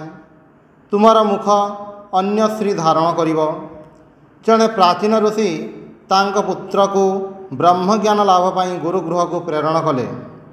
ଯେତେବେଳେ ସେ ଫେରିଲା ପିତା ପ୍ରଶ୍ନ କଲେ, ତୁମେ କ'ଣ ଶିଖିଲ? ପୁତ୍ର ଉତ୍ତର ଦେଲା ଯେ ସେ ନାନା ବିଦ୍ୟା ଶିଖିଛି। ପିତା କହିଲେ, ତୁମର କିଛି ମାତ୍ର ହୋଇନାହିଁ, ଯାଅ ପୁଣି ଗୁରୁଗୃହକୁ ଯାଅ। ପୁତ୍ର ପୁଣି ଗୁରୁଗୃହକୁ ଗଲା। ଫେରି ଆସିବା ଉତ୍ତାରୁ ପିତା ପୁଣି ସେହି ପ୍ରଶ୍ନ କଲେ। ପୁତ୍ର ସେହି ସମସ୍ତ ବିଦ୍ୟା କଥା ହିଁ କହିଲା। ତାକୁ ପୁଣି ଥରେ ଗୁରୁଗୃହକୁ ଯିବାକୁ ପଡ଼ିଲା। ଏଥର ଯେତେବେଳେ ସେ ଫେରିଲା ସେତେବେଳେ ତାହାର ମୁଖର ଶ୍ରୀ ବଦଳି ଯାଇଥିଲା। ବର୍ତ୍ତମାନ ପିତା କହିଲେ, ବତ୍ସ, ଆଜି ତୁମ ମୁଖ ବ୍ରହ୍ମବିଦୁଙ୍କ ପରି ଉଦ୍ଭାସିତ ଦେଖୁଛି। ଯେତେବେଳେ ତୁମେ ଈଶ୍ୱରଙ୍କୁ ଜାଣିବ ସେତେବେଳେ ତୁମର ମୁଖଶ୍ରୀ ସ୍ୱର ତୁମର ସମଗ୍ର ଆକୃତି ପରିବର୍ତ୍ତିତ ହେବ। ତୁମେ ସେତେବେଳେ ମାନବ ଜାତି ପକ୍ଷରେ ଏକ ମହାକଲ୍ୟାଣ ସ୍ୱରୂପ ହେବ। ଋଷି ହେଲେ ତାଙ୍କ ଶକ୍ତି କେହି ପ୍ରତିରୋଧ କରିପାରିବେ ନାହିଁ। ଏହା ହିଁ ଋଷିତ୍ୱ ଏବଂ ଏହା ହିଁ ଆମ ଧର୍ମର ଆଦର୍ଶ। ଅବଶିଷ୍ଟ ଯାହା କିଛି ଏହି ସମସ୍ତ ବଚନ, ଯୁକ୍ତି ବିଚାର, ଦର୍ଶନ, ଦ୍ୱୈତବାଦ, ଅଦ୍ୱୈତବାଦ ଏପରିକି ବେଦ ପର୍ଯ୍ୟନ୍ତ ଏହି ଋଷିତ୍ୱ ଲାଭ ପାଇଁ ପ୍ରସ୍ତୁତ ହେବା ନିମନ୍ତେ। ମାତ୍ର ଏଗୁଡ଼ିକ ଗୌଣ ମାତ୍ର। ଋଷିତ୍ୱ ଲାଭ ହିଁ ମୁଖ୍ୟ। ବେଦ, ବ୍ୟାକରଣ, ଜ୍ୟୋତିଷ ଆଦି ସବୁ ଗୌଣ। ତାହା ହିଁ ଚରମ ଜ୍ଞାନ, ଯାହାଦ୍ୱାରା ଆମେ ସେହି ଅପରିଣାମୀ ବସ୍ତୁର ସାକ୍ଷାତକାର କରିପାରୁ। ଯେଉଁମାନେ ସାକ୍ଷାତକାର କରିଥିଲେ ସେହିମାନେ ହିଁ ବୈଦିକ ଋଷି। ଋଷି ଅର୍ଥ ଆମେ ଏକ ଶ୍ରେଣୀର ବିଶେଷ ଅବସ୍ଥାପନ୍ନ ବ୍ୟକ୍ତିଙ୍କୁ ବୁଝିଥାଉ। ଯଥାର୍ଥ ହିନ୍ଦୁ ପଦବାଚ୍ୟ ହେବାକୁ ଗଲେ ଆମ ପ୍ରତ୍ୟେକଙ୍କୁ ଆମ ଜୀବନର କୌଣସି ନା କୌଣସି ଅବସ୍ଥାରେ ଋଷିତ୍ୱ ଲାଭ କରିବାକୁ ହିଁ ହେବ ଏବଂ ଋଷିତ୍ୱ ଲାଭ ହିଁ ହିନ୍ଦୁର ମୁକ୍ତି। କେତେଗୁଡ଼ିଏ ମତବାଦରେ ବିଶ୍ୱାସ, ସହସ୍ର ସହସ୍ର ମନ୍ଦିର ଦର୍ଶନ ବା ଜଗତରେ ଯେତେ ନଦୀ ଅଛି ସବୁଗୁଡ଼ିକରେ ସ୍ନାନ କଲେ ହିନ୍ଦୁ ମତରେ ମୁକ୍ତି ହେବ ନାହିଁ। ଋଷି ହେଲେ, ମନ୍ତ୍ର ଦ୍ରଷ୍ଟା ହେଲେ ହିଁ ମୁକ୍ତି ଲାଭ ହେବ। ପରବର୍ତ୍ତୀ ସମୟର କଥା ଆଲୋଚନା କଲେ ଆମେ ଦେଖିବାକୁ ପାଉ ଏ ସମୟରେ ସମଗ୍ର ଜଗତ ଆଲୋଡ଼ନକାରୀ ମହାପୁରୁଷଗଣ, ଶ୍ରେଷ୍ଠ ଅବତାରଗଣ ଜନ୍ମଲାଭ କରିଥିଲେ। ଅବତାରଗଣଙ୍କ ସଂଖ୍ୟା ଅନେକ। ଭାଗବତ ମତରେ ଅବତାର ଅସଂଖ୍ୟ। ତନ୍ମଧ୍ୟରୁ ରାମ ଓ କୃଷ୍ଣ ହିଁ ଭାରତରେ ବିଶେଷ ଭାବରେ ପୂଜିତ ହୋଇଥାନ୍ତି। ମହର୍ଷି ବାଲ୍ମୀକି ଏହି ପ୍ରାଚୀନ ବୀରଯୁଗର ଆଦର୍ଶ, ସତ୍ୟ ପରାୟଣତା ଓ ସମଗ୍ର ନୀତିତତ୍ତ୍ୱର ସାକାର ମୂର୍ତ୍ତି ସ୍ୱରୂପ, ଆଦର୍ଶ ତନୟ, ଆଦର୍ଶ ପତି, ଆଦର୍ଶ ପିତା, ସର୍ବୋପରି ଆଦର୍ଶ ରାଜା ରାମଚନ୍ଦ୍ରଙ୍କ ଚରିତ୍ର ଚିତ୍ରିତ କରି ଆମମାନଙ୍କ ସମକ୍ଷରେ ସ୍ଥାପିତ କରିଛନ୍ତି। ଏହି ମହାଋଷି ଯେଉଁ ଭାଷାରେ ରାମଚରିତ୍ର ବର୍ଣ୍ଣନା କରିଛନ୍ତି ତଦପେକ୍ଷା ଶୁଦ୍ଧତର, ମଧୁରତର ଅଥଚ ସରଳତର ଭାଷା ଆଉ ହୋଇପାରେ ନାହିଁ। ଆଉ ସୀତାଙ୍କ କଥା କ'ଣ କହିବି? ତୁମେମାନେ ଜଗତର ସମସ୍ତ ପ୍ରାଚୀନ ସାହିତ୍ୟ ଅଧ୍ୟୟନ କରି ନିଃଶେଷ କରିପାର ଏବଂ ମୁଁ ତୁମମାନଙ୍କୁ ନିଃସନ୍ଦେହ ଭାବରେ କହିପାରେ ଯେ ଜଗତର ଭାବି ସାହିତ୍ୟ ସମୂହ ମଧ୍ୟ ନିଃଶେଷ କରିପାର, କିନ୍ତୁ ଆଉ ଗୋଟିଏ ସୀତାଙ୍କ ଚରିତ୍ର ବାହାର କରିପାରିବ ନାହିଁ। ସୀତା ଚରିତ୍ର ଅସାଧାରଣ। ଏହି ଚରିତ୍ର ଥରେ ମାତ୍ର ହିଁ ଚିତ୍ରିତ ହୋଇଛି, ଆଉ କେବେ ହେଲେ ହୋଇନାହିଁ, ହୋଇ ବି ପାରିବ ନାହିଁ। ରାମ ହୁଏତ ଅନେକ ହୋଇଛନ୍ତି କିନ୍ତୁ ସୀତା ଆଉ ହୋଇନାହାନ୍ତି। ଭାରତୀୟ ରମଣୀମାନେ ଯେପରି ହେବା ଉଚିତ ସୀତା ତାହାର ଆଦର୍ଶ। ରମଣୀ ଚରିତ୍ରର ଯେତେ ପ୍ରକାର ଭାରତୀୟ ଆଦର୍ଶ ଅଛି ସବୁ ଏକ ସୀତା ଚରିତ୍ର ଆଶ୍ରିତ। ପୁଣି ସମଗ୍ର ଆର୍ଯ୍ୟାବର୍ତ୍ତ ଭୂମିରେ ସହସ୍ର ସହସ୍ର ବର୍ଷ ଧରି ସେ ଏଠାର ଆବାଳ ବୃଦ୍ଧ ବନିତାଙ୍କ ପୂଜା ପାଇ ଆସୁଛନ୍ତି। ମହାମହିମାମୟୀ ସୀତା ସ୍ୱୟଂ ଶୁଦ୍ଧରୁ ଶୁଦ୍ଧତର ସହିଷ୍ଣୁତାର ଚୂଡ଼ାନ୍ତ ଆଦର୍ଶ ସୀତା ଚିରକାଳ ଏହିପରି ପୂଜା ପାଉଥିବେ। ସେ ବିନ୍ଦୁମାତ୍ର ବିରକ୍ତି ପ୍ରଦର୍ଶନ ନ କରି ସେହି ମହାଦୁଃଖର ଜୀବନଯାପନ କରିଥିଲେ। ସେହି ନିତ୍ୟ ସାଧ୍ୱୀ ନିତ୍ୟ ବିଶୁଦ୍ଧମୟୀ ଆଦର୍ଶ ପତ୍ନୀ ସୀତା, ନରଲୋକର ଏପରିକି ଦେବଲୋକର ମଧ୍ୟ ସେହି ଆଦର୍ଶଭୂତା ମହାନୀୟ ଚରିତ୍ରା ସୀତା ଚିରଦିନ ଆମ ଜାତୀୟ ଦେବତା ରୂପେ ବିଦ୍ୟମାନ ରହିବେ। ଆମେ ସମସ୍ତେ ତାଙ୍କ ଚରିତ୍ର ବିଶେଷ ଭାବରେ ଜାଣୁ, ସୁତରାଂ ଏହା ବିଶେଷ ବର୍ଣ୍ଣନା ଆବଶ୍ୟକ କରେ ନାହିଁ। ଆମମାନଙ୍କର ସମସ୍ତ ପୁରାଣ ନଷ୍ଟ ହୋଇଯାଇପାରେ, ଏପରିକି ଆମ ବେଦ ମଧ୍ୟ ଲୋପ ପାଇଯାଇପାରେ, ଆମ ସଂସ୍କୃତ ଭାଷା ମଧ୍ୟ ଚିରଦିନ ପାଇଁ କାଳସ୍ରୋତରେ ବିଲୁପ୍ତ ହୋଇଯାଇପାରେ, କିନ୍ତୁ ମୋର ବାକ୍ୟ ଅବହିତ ହୋଇ ଶ୍ରବଣ କର। ଯେତେଦିନ ପର୍ଯ୍ୟନ୍ତ ଭାରତରେ ନିପଟ ଗ୍ରାମ୍ୟ ଭାଷାଭାଷୀ 5 ଜଣ ମାତ୍ର ହିନ୍ଦୁ ଥିବେ, ସେତେଦିନ ପର୍ଯ୍ୟନ୍ତ ସୀତାଙ୍କ ଉପାଖ୍ୟାନ ରହିଥିବ। ସୀତା ଆମ ଜାତିର ମଜ୍ଜାରେ ପ୍ରବିଷ୍ଟ ହୋଇଛନ୍ତି। ପ୍ରତ୍ୟେକ ହିନ୍ଦୁ ନରନାରୀଙ୍କ ଶଣିତରେ ସୀତା ବିରାଜମାନ। ଆମେ ସମସ୍ତେ ସୀତାଙ୍କର ସନ୍ତାନ। ଆମର ନାରୀମାନଙ୍କୁ ଆଧୁନିକ ଭାବରେ ଗଠିତ କରିବା ପାଇଁ ଯେଉଁ ସମସ୍ତ ଚେଷ୍ଟା ହେଉଛି, ଯଦି ସେ ସମସ୍ତ ଚେଷ୍ଟା ମଧ୍ୟରେ ସେମାନଙ୍କୁ ସୀତା ଚରିତ୍ରର ଆଦର୍ଶରୁ ଭ୍ରଷ୍ଟ କରିବାର ପ୍ରୟାସ ଥାଏ, ତେବେ ସେଗୁଡ଼ିକ ବିଫଳ ହେବ। ପ୍ରତ୍ୟହ ଆମେ ଏହାର ଦୃଷ୍ଟାନ୍ତ ଦେଖୁଛୁ। ଭାରତୀୟ ନାରୀମାନଙ୍କୁ ସୀତାଙ୍କ ପଦାଙ୍କ ଅନୁସରଣ କରି ନିଜର ଉନ୍ନତି ବିଧାନର ଚେଷ୍ଟା କରିବାକୁ ହେବ। ଏହା ହିଁ ଭାରତୀୟ ନାରୀଙ୍କ ଉନ୍ନତିର ଏକମାତ୍ର ପଥ। ବର୍ତ୍ତମାନ ତାଙ୍କ କଥା ଆଲୋଚନା କରାଯାଉ, ଯିଏ ନାନା ଭାବରେ ପୂଜିତ ହୋଇଥାନ୍ତି, ଯିଏ ଆବାଳ ବୃଦ୍ଧ ବନିତା ଭାରତବାସୀ ସମସ୍ତଙ୍କ ପରମ ପ୍ରିୟ ଇଷ୍ଟ ଦେବତା। ମୁଁ ତାହାଙ୍କୁ ଲକ୍ଷ୍ୟ କରି ଏକଥା କହୁଛି, ଭାଗବତକାର ଯାହାଙ୍କୁ ଅବତାର ମାତ୍ର କହି ତୃପ୍ତ ହୋଇନାହାନ୍ତି, କହିଛନ୍ତି ଏତେ ଚାଂସ କଲାହ ପୁଂସଃ କୃଷ୍ଣସ୍ତୁ ଭଗବାନ ସ୍ୱୟଂ। ଅନ୍ୟାନ୍ୟ ଅବତାର ସେହି ଭଗବାନଙ୍କର ଅଂଶ ଓ କଳା ସ୍ୱରୂପ, କିନ୍ତୁ କୃଷ୍ଣ ସ୍ୱୟଂ ଭଗବାନ। ପୁଣି ଯେତେବେଳେ ଆମେ ତାଙ୍କର ବିବିଧ ଭାବ ସମନ୍ୱିତ ଚରିତ୍ର ବିଷୟ ଆଲୋଚନା କରୁ, ତାଙ୍କ ପ୍ରତି ଯେ ଏପରି ବିଶେଷଣ ପ୍ରଯୁକ୍ତ ହୋଇଛି, ତାହା କିଛି ଆଶ୍ଚର୍ଯ୍ୟ ବୋଧ ହୁଏ ନାହିଁ। ସେ ଏକାଧାରରେ ଅପୂର୍ବ ସନ୍ନ୍ୟାସୀ ଓ ଅଦ୍ଭୁତ ଗୃହୀ ଥିଲେ। ତାଙ୍କଠାରେ ଅତ୍ୟଦ୍ଭୁତ ରଜଶକ୍ତିର ବିକାଶ ଦେଖାଯାଇଥିଲା, ଅଥଚ ତାଙ୍କର ଅଦ୍ଭୁତ ତ୍ୟାଗ ଥିଲା। ଗୀତା ପାଠ ନ କଲେ କୃଷ୍ଣ ଚରିତ୍ର କେବେ ହେଲେ ବୁଝା ପଡ଼ିବ ନାହିଁ, କାରଣ ସେ ତାଙ୍କର ନିଜ ଉପଦେଶର ମୂର୍ତ୍ତିମାନ ବିଗ୍ରହ ସ୍ୱରୂପ ଥିଲେ। ସମସ୍ତ ଅବତାର ଯାହା ସେମାନେ ପ୍ରଚାର କରିବାକୁ ଆସିଥିଲେ, ତାଙ୍କର ଜୀବନ୍ତ ଉଦାହରଣ ସ୍ୱରୂପ ବିଦ୍ୟମାନ ଥିଲେ। ଗୀତାର ପ୍ରଚାରକ ଶ୍ରୀକୃଷ୍ଣ ଚିରଜୀବନ ସେହି ଭଗବଦ୍ ଗୀତାର ସାକାର ବିଗ୍ରହ ସ୍ୱରୂପ ବିଦ୍ୟମାନ ଥିଲେ। ସେ ଅନାସକ୍ତିର ମହାଦୃଷ୍ଟାନ୍ତ ଥିଲେ। ସେ ଅନେକଙ୍କୁ ରାଜା କରିଥିଲେ, କିନ୍ତୁ ସ୍ୱୟଂ ସିଂହାସନରେ ଆରୋହଣ କରିନଥିଲେ। ସେହି ସମଗ୍ର ଭାରତର ନେତା, ଯାହାଙ୍କ ବାକ୍ୟରେ ରାଜାଗଣ ନିଜ ନିଜର ସିଂହାସନ ଛାଡ଼ି ଭୂପତିତ ହୋଇଥିଲେ, ସେ ରାଜା ହେବାକୁ ଇଚ୍ଛା କରିନଥିଲେ। ସେ ବାଲ୍ୟକାଳରେ ଯେପରି ସରଳ ଭାବରେ ଗୋପୀମାନଙ୍କ ସହ କ୍ରୀଡ଼ା କରୁଥିଲେ, ଜୀବନର ଅନ୍ୟ ଅବସ୍ଥାରେ ମଧ୍ୟ ତାଙ୍କର ସେହି ସରଳ ଭାବର ବ୍ୟତିକ୍ରମ ହୋଇନାହିଁ। ତାଙ୍କ ଜୀବନର ସେହି ଚିରସ୍ମରଣୀୟ ଅଧ୍ୟାୟ ମନେ ପଡ଼ୁଛି, ଯାହା ଅତି ଦୁର୍ବୋଧ୍ୟ। ଯେ ପର୍ଯ୍ୟନ୍ତ ଜଣେ ପୂର୍ଣ୍ଣ ବ୍ରହ୍ମଚାରୀ ଓ ପବିତ୍ର ସ୍ୱଭାବ ନ ହୋଇଛନ୍ତି, ସେ ପର୍ଯ୍ୟନ୍ତ ତାହା ବୁଝିବାକୁ ଚେଷ୍ଟା କରିବା ଉଚିତ ନୁହେଁ। ସେହି ପ୍ରେମର ଅତି ଅଦ୍ଭୁତ ବିକାଶ, ଯାହା ସେହି ବୃନ୍ଦାବନର ମଧୁର ଲୀଳାରେ ରୂପକ ଭାବରେ ବର୍ଣ୍ଣିତ ହୋଇଛି। ପ୍ରେମ ମଦିରା ପାନରେ ଯିଏ ଏକାବେଳକେ ଉନ୍ମତ୍ତ ହୋଇଛନ୍ତି, ତାଙ୍କ ବ୍ୟତୀତ ଆଉ କେହି ତାହା ବୁଝିପାରିବେ ନାହିଁ। କିଏ ସେହି ଗୋପୀ ପ୍ରେମ ଜନିତ ବିରହ ଯନ୍ତ୍ରଣାର ଭାବ ବୁଝିବା ପାଇଁ ସମର୍ଥ? ଯେଉଁ ପ୍ରେମ ପ୍ରେମର ଚରମ ଆଦର୍ଶ ସ୍ୱରୂପ, ଯେଉଁ ପ୍ରେମ ଆଉ କିଛି ଚାହେଁ ନାହିଁ, ଯେଉଁ ପ୍ରେମ ସ୍ୱର୍ଗ ମଧ୍ୟ ଆକାଂକ୍ଷା କରେ ନାହିଁ, ଯେଉଁ ପ୍ରେମ ଇହଲୋକ ପରଲୋକର କୌଣସି ବସ୍ତୁ କାମନା କରେ ନାହିଁ। ହେ ବନ୍ଧୁଗଣ, ଏହି ଗୋପୀ ପ୍ରେମ ଦ୍ୱାରା ହିଁ ସଗୁଣ ନିର୍ଗୁଣ ଈଶ୍ୱରବାଦର ଏକମାତ୍ର ସାମଞ୍ଜସ୍ୟ ସାଧନ ହୋଇଛି। ଆମେ ଜାଣୁ, ମନୁଷ୍ୟ ସଗୁଣ ଈଶ୍ୱରଙ୍କ ଠାରୁ ଉଚ୍ଚତର ଧାରଣା କରିବାକୁ ଅକ୍ଷମ। ଆମେମାନେ ଏହା ମଧ୍ୟ ଜାଣୁ ଯେ ଦାର୍ଶନିକ ଦୃଷ୍ଟିରେ ସମଗ୍ର ଜଗତ ବ୍ୟାପୀ, ସମଗ୍ର ଜଗତ ଯାହାଙ୍କର ବିକାଶ ମାତ୍ର, ସେହି ନିର୍ଗୁଣ ଈଶ୍ୱରଙ୍କଠାରେ ବିଶ୍ୱାସ ରଖିବା ସ୍ୱାଭାବିକ।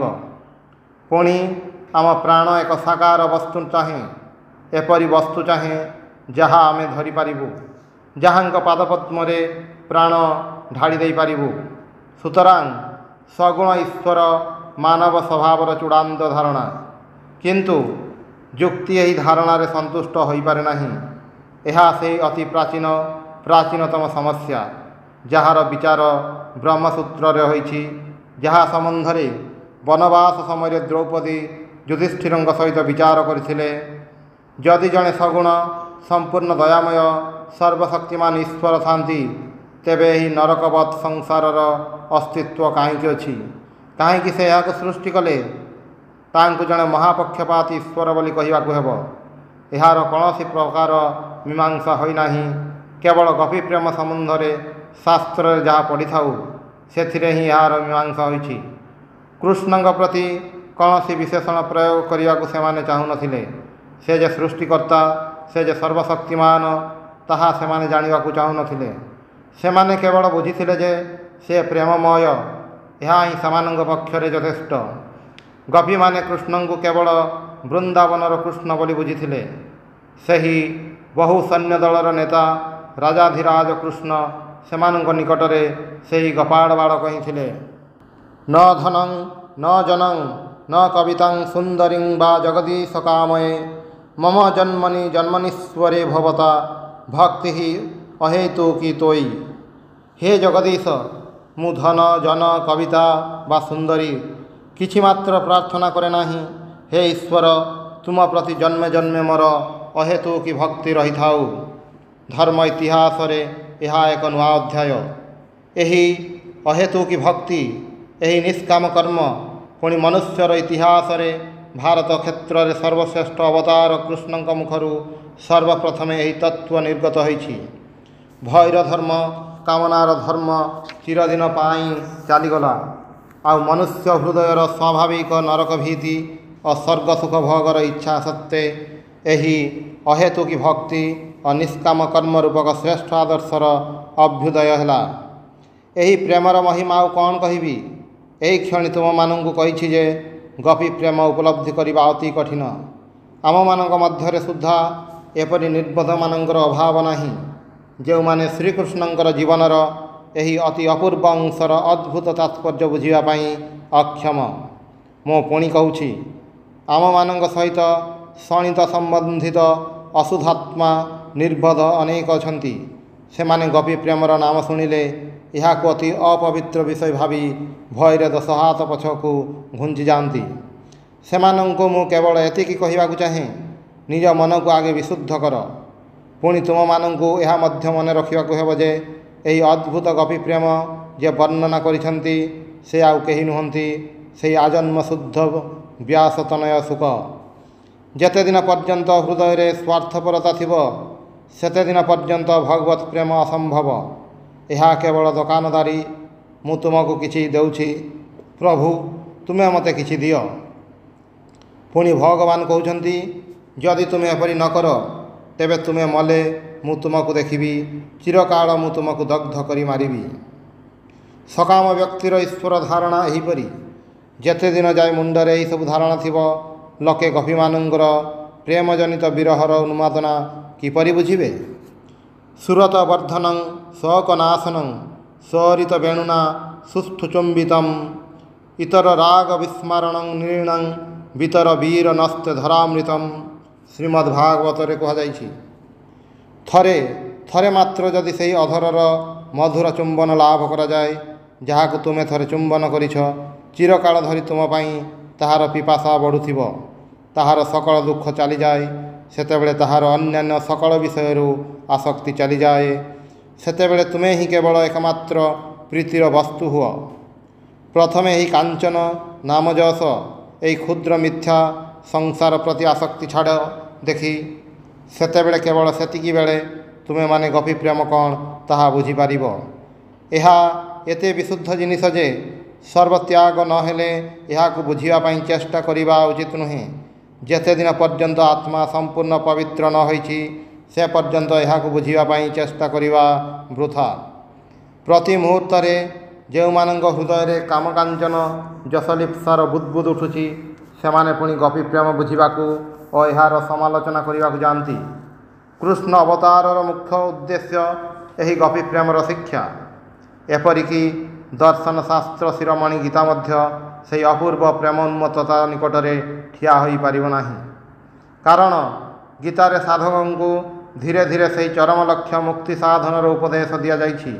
କିନ୍ତୁ ଏହି ଗୋପୀ ପ୍ରେମରେ ଈଶ୍ୱର ରସ ଆସ୍ୱାଦନର ଉନ୍ମାଦନା ଘୋର ପ୍ରେମ ଉନ୍ମାଦନା ମାତ୍ର ରହିଛି। ଏଠାରେ ଗୁରୁ ଶିଷ୍ୟ, ଶାସ୍ତ୍ର ଉପଦେଶ, ଈଶ୍ୱର ସ୍ୱର୍ଗ ସବୁ ଏକାକାର।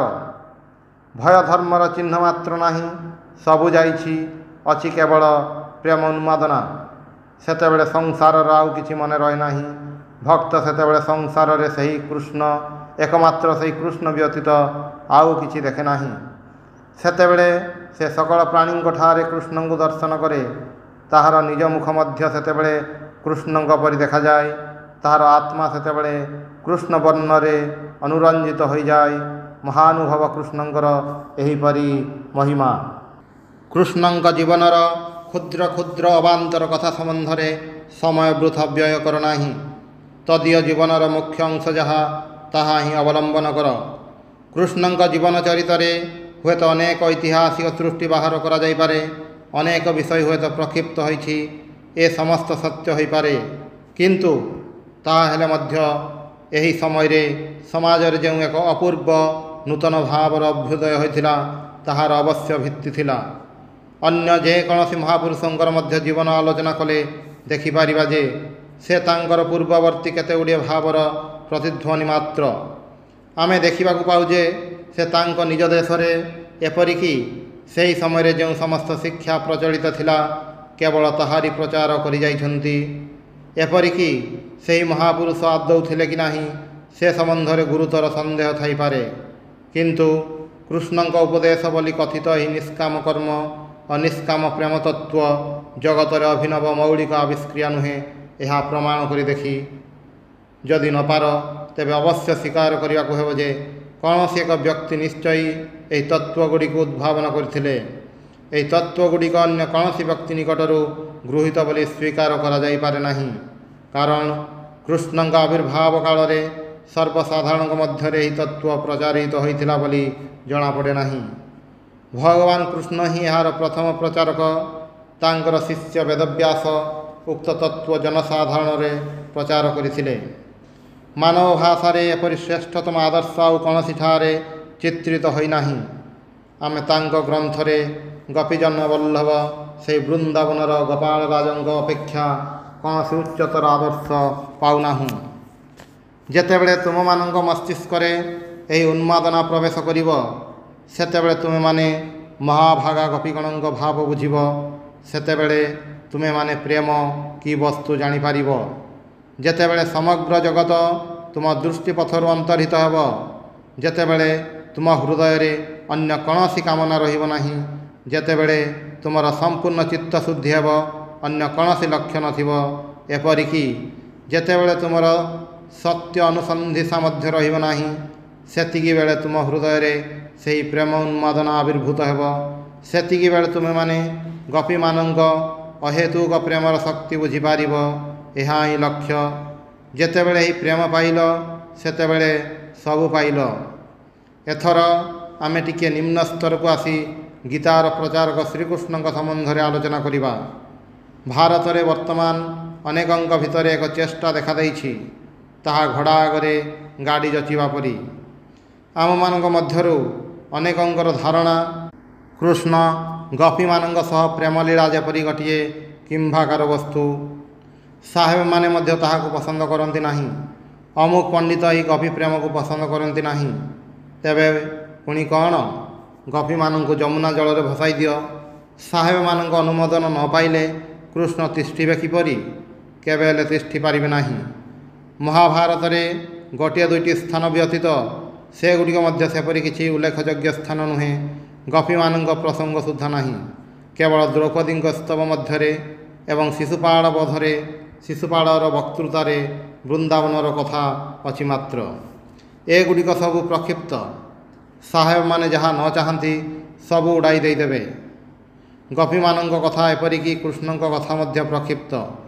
ଯେଉଁ ସମସ୍ତ ବ୍ୟକ୍ତି ଏହିପରି ଘୋରତର ବାଣିଜ୍ୟରେ ଲିପ୍ତ, ଯେଉଁମାନଙ୍କର ଧର୍ମର ଆଦର୍ଶ ପର୍ଯ୍ୟନ୍ତ ବ୍ୟବସାୟ ବୃତ୍ତିରେ ପରିଣତ ହୋଇଛି, ସେ ସମସ୍ତଙ୍କର ମନୋଭାବ ଏହି ଯେ ସେମାନେ ଇହଲୋକରେ କିଛି କରି ସ୍ୱର୍ଗକୁ ଯିବେ। ବ୍ୟବସାୟୀ ଚାହେଁ ଚକ୍ରବୃଦ୍ଧି ସୁଧ, ଏଠାରେ କିଛି ପୁଣ୍ୟ ସଞ୍ଚୟ କରିବ ଓ ଯାହାଫଳରେ ସ୍ୱର୍ଗକୁ ଯାଇ ସେଠାରେ ଭୋଗ କରିବେ। ଏମାନଙ୍କ ଧର୍ମ ପ୍ରଣାଳୀରେ ଅବଶ୍ୟ କବିମାନଙ୍କର ସ୍ଥାନ ନାହିଁ। ଆମେ ବର୍ତ୍ତମାନ ସେହି ଆଦର୍ଶ ପ୍ରେମିକ ଶ୍ରୀକୃଷ୍ଣଙ୍କ କଥା ଛାଡ଼ି ଟିକିଏ ନିମ୍ନ ସ୍ତରକୁ ଆସି ଗୀତା ପ୍ରଚାରକ ଶ୍ରୀକୃଷ୍ଣଙ୍କ କଥା ଆଲୋଚନା କରିବା। ଏଠାରେ ମଧ୍ୟ ଆମେ ଦେଖିବାକୁ ପାଉ, ଗୀତା ପରି ବେଦର ଭାଷ୍ୟ ଆଉ କେବେ ହୋଇନାହିଁ, ହେବ ନାହିଁ ମଧ୍ୟ। ଶ୍ରୁତି ବା ଉପନିଷଦର ତାତ୍ପର୍ଯ୍ୟ ବୁଝିବା ବଡ଼ କଠିନ, କାରଣ ନାନା ଭାଷ୍ୟକାର ସମସ୍ତେ ନିଜ ନିଜ ମତ ଅନୁଯାୟୀ ତାହାର ବ୍ୟାଖ୍ୟା କରିବାକୁ ଚେଷ୍ଟା କରିଛନ୍ତି। ଅବଶେଷରେ ଯିଏ ସ୍ୱୟଂ ଶ୍ରୁତିର ବକ୍ତା, ସେହି ଭଗବାନ ନିଜେ ଆସି ଗୀତାର ପ୍ରଚାରକ ରୂପରେ ଶ୍ରୁତିର ଅର୍ଥ ବୁଝାଇଥିଲେ ଏବଂ ଆଜି ଭାରତରେ ସେହି ବ୍ୟାଖ୍ୟା ପ୍ରଣାଳୀର ଯେପରି ପ୍ରୟୋଜନ, ସମଗ୍ର ଜଗତରେ ମଧ୍ୟ ଏହାର ସେହିପରି ପ୍ରୟୋଜନ, ଅନ୍ୟ କୌଣସିର ସେତେ ନୁହେଁ। ଆଶ୍ଚର୍ଯ୍ୟର ବିଷୟ, ପରବର୍ତ୍ତୀ ଶାସ୍ତ୍ର ବ୍ୟାଖ୍ୟାତାଗଣ ଏପରିକି ଗୀତାର ବ୍ୟାଖ୍ୟା କରିବାକୁ ଯାଇ ଅନେକ ସମୟରେ ଭଗବତ ଉକ୍ତ ବାକ୍ୟର ତାତ୍ପର୍ଯ୍ୟ ଧରିପାରି ନାହାନ୍ତି। ଗୀତାରେ କ'ଣ ଦେଖିବାକୁ ମିଳେ ଏବଂ ଆଧୁନିକ ଭାଷ୍ୟକାରଗଣଙ୍କ ମଧ୍ୟରେ ବା କ'ଣ ଦେଖିବାକୁ ମିଳେ? ଜଣେ ଅଦ୍ୱୈତବାଦୀ ଭାଷ୍ୟକାର କୌଣସି ଉପନିଷଦର ବ୍ୟାଖ୍ୟା ପାଇଁ ପ୍ରବୃତ୍ତ ହେଲେ ତା ମଧ୍ୟରେ ଯେଉଁ ଦ୍ୱୈତଭାବାତ୍ମକ ବାକ୍ୟ ରହିଛି, ସେଗୁଡ଼ିକୁ ସେ କୌଣସି ରୂପେ ଭାଙ୍ଗିଚୋରି ନିଜର ମନ ମୁତାବକ ଅର୍ଥ ସେଥିରୁ ବାହାର କରେ। ପୁଣି ଦ୍ୱୈତବାଦୀ ଭାଷ୍ୟକାର ମଧ୍ୟ ଅଦ୍ୱୈତବାଦାତ୍ମକ ବାକ୍ୟଗୁଡ଼ିକୁ ନେଇ ସେଗୁଡ଼ିକୁ ଭାଙ୍ଗିଚୋରି ସେଥିରୁ ଦ୍ୱୈତ ଅର୍ଥ ବାହାର କରନ୍ତି। କିନ୍ତୁ ଗୀତାରେ ଶ୍ରୁତିର ତାତ୍ପର୍ଯ୍ୟ ଏପରି ବିକୃତ କରିବାର ଚେଷ୍ଟା ନାହିଁ। ଭଗବାନ କହୁଛନ୍ତି, ଏଗୁଡ଼ିକ ସବୁ ସତ୍ୟ। ଜୀବାତ୍ମା ଧୀରେ ଧୀରେ ସ୍ଥୂଳରୁ ସୂକ୍ଷ୍ମ, ସୂକ୍ଷ୍ମରୁ ସୂକ୍ଷ୍ମତର ସୋପାନକୁ ଆରୋହଣ କରନ୍ତି। ଏହିପରି କ୍ରମଶଃ ସେ ସେହି ଚରମ ଲକ୍ଷ୍ୟ ଅନନ୍ତ ପୂର୍ଣ୍ଣ ସ୍ୱରୂପରେ ଉପନୀତ ହୁଅନ୍ତି। ଗୀତାରେ ଏହି ଭାବରେ ବେଦର ତାତ୍ପର୍ଯ୍ୟ ବିବୃତ ହୋଇଛି। ଏପରିକି କର୍ମକାଣ୍ଡ ମଧ୍ୟ ଗୀତାରେ ସ୍ୱୀକୃତ ହୋଇଛି ଏବଂ ଏହା ଦେଖାଇ ଦିଆଯାଇଛି ଯେ କର୍ମକାଣ୍ଡ ସାକ୍ଷାତ ଭାବରେ ମୁକ୍ତିର ସାଧନ ନହେଲେ ମଧ୍ୟ ଗୌଣ ଭାବରେ ମୁକ୍ତିର ସାଧନ। ତଥାପି ଏହା ସତ୍ୟ। ମୂର୍ତ୍ତି ପୂଜା ମଧ୍ୟ ସତ୍ୟ। ସବୁ ପ୍ରକାର ଅନୁଷ୍ଠାନ କ୍ରିୟାକଳାପ ମଧ୍ୟ ସତ୍ୟ। କେବଳ ଗୋଟିଏ ବିଷୟରେ ବିଶେଷ ଲକ୍ଷ୍ୟ ରଖିବାକୁ ହେବ, ଚିତ୍ତ ଶୁଦ୍ଧି। ଯଦି ହୃଦୟ ଶୁଦ୍ଧ ଓ ନିଷ୍କପଟ ହୁଏ, ତେବେ ଯାଇ ଉପାସନା ସତ୍ୟ ହୁଏ ଏବଂ ଆମମାନଙ୍କୁ ଚରମ ଲକ୍ଷ୍ୟକୁ ନେଇଯାଏ। ପୁଣି ଏହିସବୁ ବିଭିନ୍ନ ଉପାସନା ପ୍ରଣାଳୀ ସତ୍ୟ, କାରଣ ସତ୍ୟ ନହେଲେ କାହିଁକି ସେଗୁଡ଼ିକର ସୃଷ୍ଟି ହେଲା? ଆଧୁନିକ ଅନେକ ବ୍ୟକ୍ତିଙ୍କର ମତ, ବିଭିନ୍ନ ଧର୍ମ ସମ୍ପ୍ରଦାୟ କେତେକ କପଟୀ ଓ ଦୁଷ୍ଟ ଲୋକଙ୍କ ଦ୍ୱାରା କୃତ। ସେମାନେ କିଛି ଅର୍ଥ ଲାଳସାରେ ଏହି ସମସ୍ତ ଧର୍ମ ସମ୍ପ୍ରଦାୟର ସୃଷ୍ଟି କରନ୍ତି। ଏ କଥା ଏକାବେଳକେ ଭୁଲ। ସେମାନଙ୍କର ବ୍ୟାଖ୍ୟା ଆପାତ ଦୃଷ୍ଟିରେ ଯେତେ ଯୁକ୍ତିଯୁକ୍ତ ବୋଲି ବୋଧ ହେଉନା କାହିଁକି, ଏହା ସତ୍ୟ ନୁହେଁ। ଏଗୁଡ଼ିକ ଏପରି ଭାବେ ସୃଷ୍ଟ ହୋଇନାହାନ୍ତି। ଜୀବାତ୍ମାର ସ୍ୱାଭାବିକ ପ୍ରୟୋଜନରେ ଏଗୁଡ଼ିକର ଅଭ୍ୟୁଦୟ ହୋଇଛି। ବିଭିନ୍ନ ଶ୍ରେଣୀର ମାନବଙ୍କ ଧର୍ମ ପିପାସା ଚରିତାର୍ଥ କରିବା ପାଇଁ ସେଗୁଡ଼ିକର ଅଭ୍ୟୁଦୟ ହୋଇଛି। ସୁତରାଂ ସେଗୁଡ଼ିକ ବିରୋଧରେ ତୁମେମାନେ ଠିଆ ହେଲେ କୌଣସି ଫଳ ହେବ ନାହିଁ। ଯେଉଁଦିନ ସେହି ପ୍ରୟୋଜନ ଆଉ ରହିବ ନାହିଁ, ସେଦିନ ସେହି ପ୍ରୟୋଜନର ଅଭାବ ସହିତ ସେଗୁଡ଼ିକ ମଧ୍ୟ ଲୋପ ପାଇଯିବ। ପୁଣି ଯେତେ ଦିନ ଏହି ପ୍ରୟୋଜନ ରହିବ, ତୁମେ ଯେତେ ସେମାନଙ୍କର ତୀବ୍ର ସମାଲୋଚନା କର ନା କାହିଁକି, ଯେତେ ସେଗୁଡ଼ିକର ବିରୋଧରେ ପ୍ରଚାର କର ନା କାହିଁକି, ସେତେଦିନ ପର୍ଯ୍ୟନ୍ତ ସେଗୁଡ଼ିକ ଅବଶ୍ୟ ବିଦ୍ୟମାନ ରହିବ। ତରବାରୀ ବନ୍ଧୁକ ସାହାଯ୍ୟରେ ଜଗତକୁ ରକ୍ତ ସ୍ରୋତରେ ଭସାଇ ଦେଇପାର, କିନ୍ତୁ ଯେତେଦିନ ପ୍ରତିମାର ପ୍ରୟୋଜନ ରହିଥିବ, ସେତେଦିନ ପର୍ଯ୍ୟନ୍ତ ପ୍ରତିମା ପୂଜା ନିଶ୍ଚୟ ରହିବ। ଏହି ବିଭିନ୍ନ ଅନୁଷ୍ଠାନ ପଦ୍ଧତି ଓ ଧର୍ମର ବିଭିନ୍ନ ସୋପାନ ଗୁଡ଼ିକ ଅବଶ୍ୟ ରହିବ ଏବଂ ଆମେ ଭଗବାନ ଶ୍ରୀକୃଷ୍ଣଙ୍କ ଉପଦେଶରୁ ବୁଝିପାରୁଛୁ ସେଗୁଡ଼ିକର ପ୍ରୟୋଜନ କ'ଣ। ଶ୍ରୀକୃଷ୍ଣଙ୍କ ତିରୋଭାବର କିଛି ସମୟ ପରେ ଭାରତ ଇତିହାସରେ ଏକ ଶୋଚନୀୟ ଅଧ୍ୟାୟ ଆରମ୍ଭ ହେଲା। ଆମେ ଗୀତାରେ ସମ୍ପ୍ରଦାୟ ସମୂହର ବିରୋଧ କୋଳାହଳର ଦୂର ପ୍ରସାରୀ ଧ୍ୱନି ଶୁଣିଥାଉ। ପୁଣି ସେହି ସାମଞ୍ଜସ୍ୟର ଅଦ୍ଭୁତ ଉପଦେଷ୍ଟା ଭଗବାନ ଶ୍ରୀକୃଷ୍ଣ ମଝିକୁ ଆସି ବିରୋଧ ଭଞ୍ଜନ କରିଦେଉଛନ୍ତି। ସେ କହୁଛନ୍ତି, ମୟି ସର୍ବମ୍ ଇଦଂ ପ୍ରତଂ ସୂତ୍ରେ ମଣିଗଣା ଇବ। ଯେପରି ସୂତ୍ରରେ ମଣି ନିଚୟ ଗ୍ରଥିତ ହୋଇଥାଏ, ତଦ୍ରୂପ ମୋଠାରେ ସମସ୍ତ ଅତପ୍ରତ ଭାବରେ ରହିଛି। ଆମେ ସାମ୍ପ୍ରଦାୟିକ ବିରୋଧର ଦୂର ପ୍ରସାରୀ ଅସ୍ଫୁଟ ଧ୍ୱନି ସେତିକିବେଳେ ଶୁଣିବାକୁ ପାଉ। ସମ୍ଭବତଃ ଭଗବାନଙ୍କ ଉପଦେଶରେ ଏହି ବିରୋଧ କିଛି ସମୟ ମନ୍ଦୀଭୂତ ହୋଇ ସମନ୍ୱୟ ଓ ଶାନ୍ତି ଆସିଥିଲା, କିନ୍ତୁ ପୁଣି ଏ ବିରୋଧ ମୁଣ୍ଡ ଟେକିଲା। କେବଳ ଧର୍ମମତ ନେଇ ନୁହେଁ, ସମ୍ଭବତଃ ଜାତି ସମ୍ବନ୍ଧରେ ଏହି ବିବାଦ ଚାଲିଥିଲା। ଆମ ସମାଜର ଦୁଇଟି ପ୍ରବଳ ଅଙ୍ଗ ବ୍ରାହ୍ମଣ ଓ କ୍ଷତ୍ରିୟଙ୍କ ମଧ୍ୟରେ ବିବାଦ ଆରମ୍ଭ ହୋଇଥିଲା। ପୁଣି ସହସ୍ର ବର୍ଷ ଧରି ଯେଉଁ ମହାନ ତରଙ୍ଗ ସମଗ୍ର ଭାରତକୁ ବନ୍ୟାରେ ଭସାଇଥିଲା, ତାହାର ସର୍ବୋଚ୍ଚ ଚୂଡ଼ାରେ ଆମେ ଆଉ ଏକ ମହାମହିମାମୟ ମୂର୍ତ୍ତି ଦେଖିଥାଉ। ସେ ଆଉ କେହି ନୁହନ୍ତି, ଆମର ଗୌତମ ଶାକ୍ୟମୁନି ବୁଦ୍ଧ। ତୁମେମାନେ ସମସ୍ତେ ତାଙ୍କ ଉପଦେଶ ଓ ପ୍ରଚାର କାର୍ଯ୍ୟ ସମ୍ବନ୍ଧରେ ଅବଗତ ଥିବ। ଆମେ ତାଙ୍କୁ ଈଶ୍ୱରଙ୍କର ଅବତାର ବୋଲି ପୂଜା କରିଥାଉ। ଜଗତ ଏତେ ବଡ଼ ନିର୍ଭୀକ ନୀତିତତ୍ତ୍ୱର ପ୍ରଚାରକ ଆଉ ଦେଖିନାହିଁ। ସେ କର୍ମଯୋଗୀଙ୍କ ମଧ୍ୟରେ ସର୍ବଶ୍ରେଷ୍ଠ। ସେହି କୃଷ୍ଣ ହିଁ ଯେପରି ନିଜର ଶିଷ୍ୟ ରୂପେ ତାଙ୍କର ନିଜ ମତଗୁଡ଼ିକୁ କାର୍ଯ୍ୟରେ ପରିଣତ କରିବା ପାଇଁ ଆବିର୍ଭୂତ ହେଲେ, ପୁଣି ସେହି ବାଣୀ ଆବିର୍ଭୂତ ହେଲା ଯାହା ଗୀତାରେ ଶିକ୍ଷା ଦିଆଯାଇଥିଲା, ସ୍ୱଳ୍ପମ୍ ଅପ୍ୟସ୍ୟ ଧର୍ମସ୍ୟ ତ୍ରାୟତେ ମହତ ଭୟାତ୍। ଏହି ଧର୍ମର ଅତି ସାମାନ୍ୟ ମାତ୍ର ଅନୁଷ୍ଠାନ ମଧ୍ୟ ମହାଭୟରୁ ରକ୍ଷା କରେ। ସ୍ତ୍ରିୟ ବୈଶ୍ୟାସ୍ତଥା ଶୂଦ୍ରାସ୍ତେପି ୟାନ୍ତି ପରାଙ୍ଗତିମ୍। ସ୍ତ୍ରୀ ବୈଶ୍ୟ ଏପରିକି ଶୂଦ୍ରଗଣ ପର୍ଯ୍ୟନ୍ତ ପରମଗତି ପ୍ରାପ୍ତ ହୁଅନ୍ତି। ଗୀତାର ବାକ୍ୟ ସମୂହ ଶ୍ରୀକୃଷ୍ଣଙ୍କ ବଜ୍ରଗମ୍ଭୀର ମହତୀ ବାଣୀ ସମସ୍ତଙ୍କର ବନ୍ଧନ, ସମସ୍ତଙ୍କର ଶୃଙ୍ଖଳ ଭାଙ୍ଗିଦିଏ, ସମସ୍ତଙ୍କର ସେହି ପରମପଦ ଲାଭର ଅଧିକାର ଘୋଷଣା କରେ। ଇହୈବ ତ୍ୱର୍ଜିତଃ ସ୍ୱର୍ଗ ଏଷାଂ ସାମ୍ୟେ ସ୍ଥିତଂ ମନଃ ନିର୍ଦୋଷଂ ହି ସମଂ ବ୍ରହ୍ମ ତସ୍ମାତ୍ ବ୍ରହ୍ମଣି ତେ ସ୍ଥିତଃ। ଯେଉଁମାନଙ୍କର ମନ ସାମ୍ୟ ଭାବରେ ଅବସ୍ଥିତ, ସେମାନେ ଏଠାରେ ହିଁ ସଂସାରକୁ ଜୟ କରିଛନ୍ତି। ବ୍ରହ୍ମ ସମଭାବାପନ୍ନ ଓ ନିର୍ଦ୍ଦୋଷ, ସୁତରାଂ ସେମାନେ ବ୍ରହ୍ମରେ ଅବସ୍ଥିତ। ସମଂ ପଶ୍ୟନ୍ ହି ସର୍ବତ୍ର ସମବସ୍ଥିତମ୍ ଈଶ୍ୱରଂ ନ ହି ନ୍ୟସ୍ତ୍ୟାତ୍ମନାତ୍ମାନଂ ତतो ୟାତି ପରାଙ୍ଗତିମ୍। ପରମେଶ୍ୱରଙ୍କୁ ସର୍ବତ୍ର ସମଭାବରେ ଅବସ୍ଥିତ ଦେଖି ସେ ନିଜ ଦ୍ୱାରା ଆଉ ନିଜର ହିଂସା କରନ୍ତି ନାହିଁ, ସୁତରାଂ ପରମଗତି ଲାଭ କରନ୍ତି। ଏହି ଗୀତାର ଉପଦେଶର ଜୀବନ୍ତ ଉଦାହରଣ ରୂପରେ ଅନ୍ତତଃ ଏହାର ଏକ ବିନ୍ଦୁ ମଧ୍ୟ ଯେପରି କାର୍ଯ୍ୟରେ ପରିଣତ ହୁଏ, ସେଥିପାଇଁ ସେହି ଗୀତାର ଉପଦେଶଟା ହିଁ ଅନ୍ୟ ରୂପରେ ପୁଣି ମର୍ତ୍ତ୍ୟଧାମକୁ ଆସିଥିଲେ। ସେ ଶାକ୍ୟମୁନି, ସେ ଦୁଃଖୀ ଦରିଦ୍ରଙ୍କୁ ଉପଦେଶ ଦେବାକୁ ଲାଗିଲେ। ସେ ଯେପରି ସର୍ବସାଧାରଣଙ୍କର ହୃଦୟକୁ ଆକର୍ଷଣ କରିପାରିବେ, ସେଥିପାଇଁ ଦେବଭାଷା ମଧ୍ୟ ପରିତ୍ୟାଗ କରି ସାଧାରଣ ଲୋକଙ୍କ ଭାଷାରେ ଉପଦେଶ ଦେବାକୁ ଲାଗିଲେ। ସେ ରାଜସିଂହାସନ ପରିତ୍ୟାଗ କରି ଦୁଃଖୀ ଦରିଦ୍ର ପତିତ ଭିକ୍ଷୁକମାନଙ୍କ ସଙ୍ଗେ ବାସ କରିବାକୁ ଲାଗିଲେ। ସେ ଦ୍ୱିତୀୟ ରାମଙ୍କ ପରି ଚଣ୍ଡାଳକୁ ବକ୍ଷରେ ନେଇ ଆଲିଙ୍ଗନ କଲେ। ତୁମେମାନେ ସମସ୍ତେ ତାଙ୍କ ମହାନ ଚରିତ୍ର ଓ ଅଦ୍ଭୁତ ପ୍ରଚାର କାର୍ଯ୍ୟ ବିଷୟ ଜାଣିଛ, କିନ୍ତୁ ଏହି ପ୍ରଚାର କାର୍ଯ୍ୟ ମଧ୍ୟରେ ଗୋଟିଏ ବିଷମ ତ୍ରୁଟି ରହିଥିଲା। ସେଥିପାଇଁ ଆଜି ପର୍ଯ୍ୟନ୍ତ ଆମେ ଭୋଗୁଛୁ। ଭଗବାନ ବୁଦ୍ଧଙ୍କର କୌଣସି ଦୋଷ ନାହିଁ। ତାଙ୍କ ଚରିତ୍ର ପରମ ବିଶୁଦ୍ଧ ଓ ମହାମହିମାମୟ। ଦୁଃଖର ବିଷୟ, ବୌଦ୍ଧ ଧର୍ମ ପ୍ରଚାର ଦ୍ୱାରା ଯେଉଁ ସମସ୍ତ ବିଭିନ୍ନ ଅସଭ୍ୟ ଓ ଅଶିକ୍ଷିତ ମାନବ ଜାତି ଆର୍ଯ୍ୟ ସମାଜରେ ପ୍ରବେଶ କରିବାକୁ ଲାଗିଲେ, ସେମାନେ ବୁଦ୍ଧଦେବ ପ୍ରଚାରିତ ଉଚ୍ଚ ଆଦର୍ଶଗୁଡ଼ିକୁ ଠିକ୍ ଠିକ୍ ଗ୍ରହଣ କରିପାରିଲେ ନାହିଁ। ସେହି ସମସ୍ତ ଜାତିଙ୍କ ନାନାବିଧ କୁସଂସ୍କାର ଏବଂ ବିଭତ୍ସ ଉପାସନା ପଦ୍ଧତି ଥିଲା। ସେମାନେ ଦଳ ଦଳ ହୋଇ ଆର୍ଯ୍ୟ ସମାଜରେ ପ୍ରବେଶ କରିବାକୁ ଲାଗିଲେ। କିଛି ଦିନ ପାଇଁ ମନେ ହେଲା ସେମାନେ ସଭ୍ୟ ହୋଇଛନ୍ତି, କିନ୍ତୁ ଗୋଟିଏ ଶତାବ୍ଦୀ ଯାଉଁ ନ ଯାଉଣୁ ସେମାନେ ସେମାନଙ୍କ ପୂର୍ବପୁରୁଷମାନଙ୍କର ସର୍ପ ଭୂତ ପ୍ରଭୃତିର ଉପାସନା ସମାଜରେ ଚଳାଇବାକୁ ଲାଗିଲେ। ଏହିପରି ସମଗ୍ର ଭାରତ କୁସଂସ୍କାରର ପୂର୍ଣ୍ଣ ଲୀଳାକ୍ଷେତ୍ର ହୋଇ ଘୋର ଅବନତି ପ୍ରାପ୍ତ ହେଲା। ପ୍ରଥମେ ବୌଦ୍ଧଗଣ ପ୍ରାଣୀ ହିଂସାକୁ ନିନ୍ଦା କରିବାକୁ ଯାଇ ବୈଦିକ ଯଜ୍ଞ ସମୂହର ଘୋର ବିରୋଧୀ ହୋଇ ଉଠିଲେ।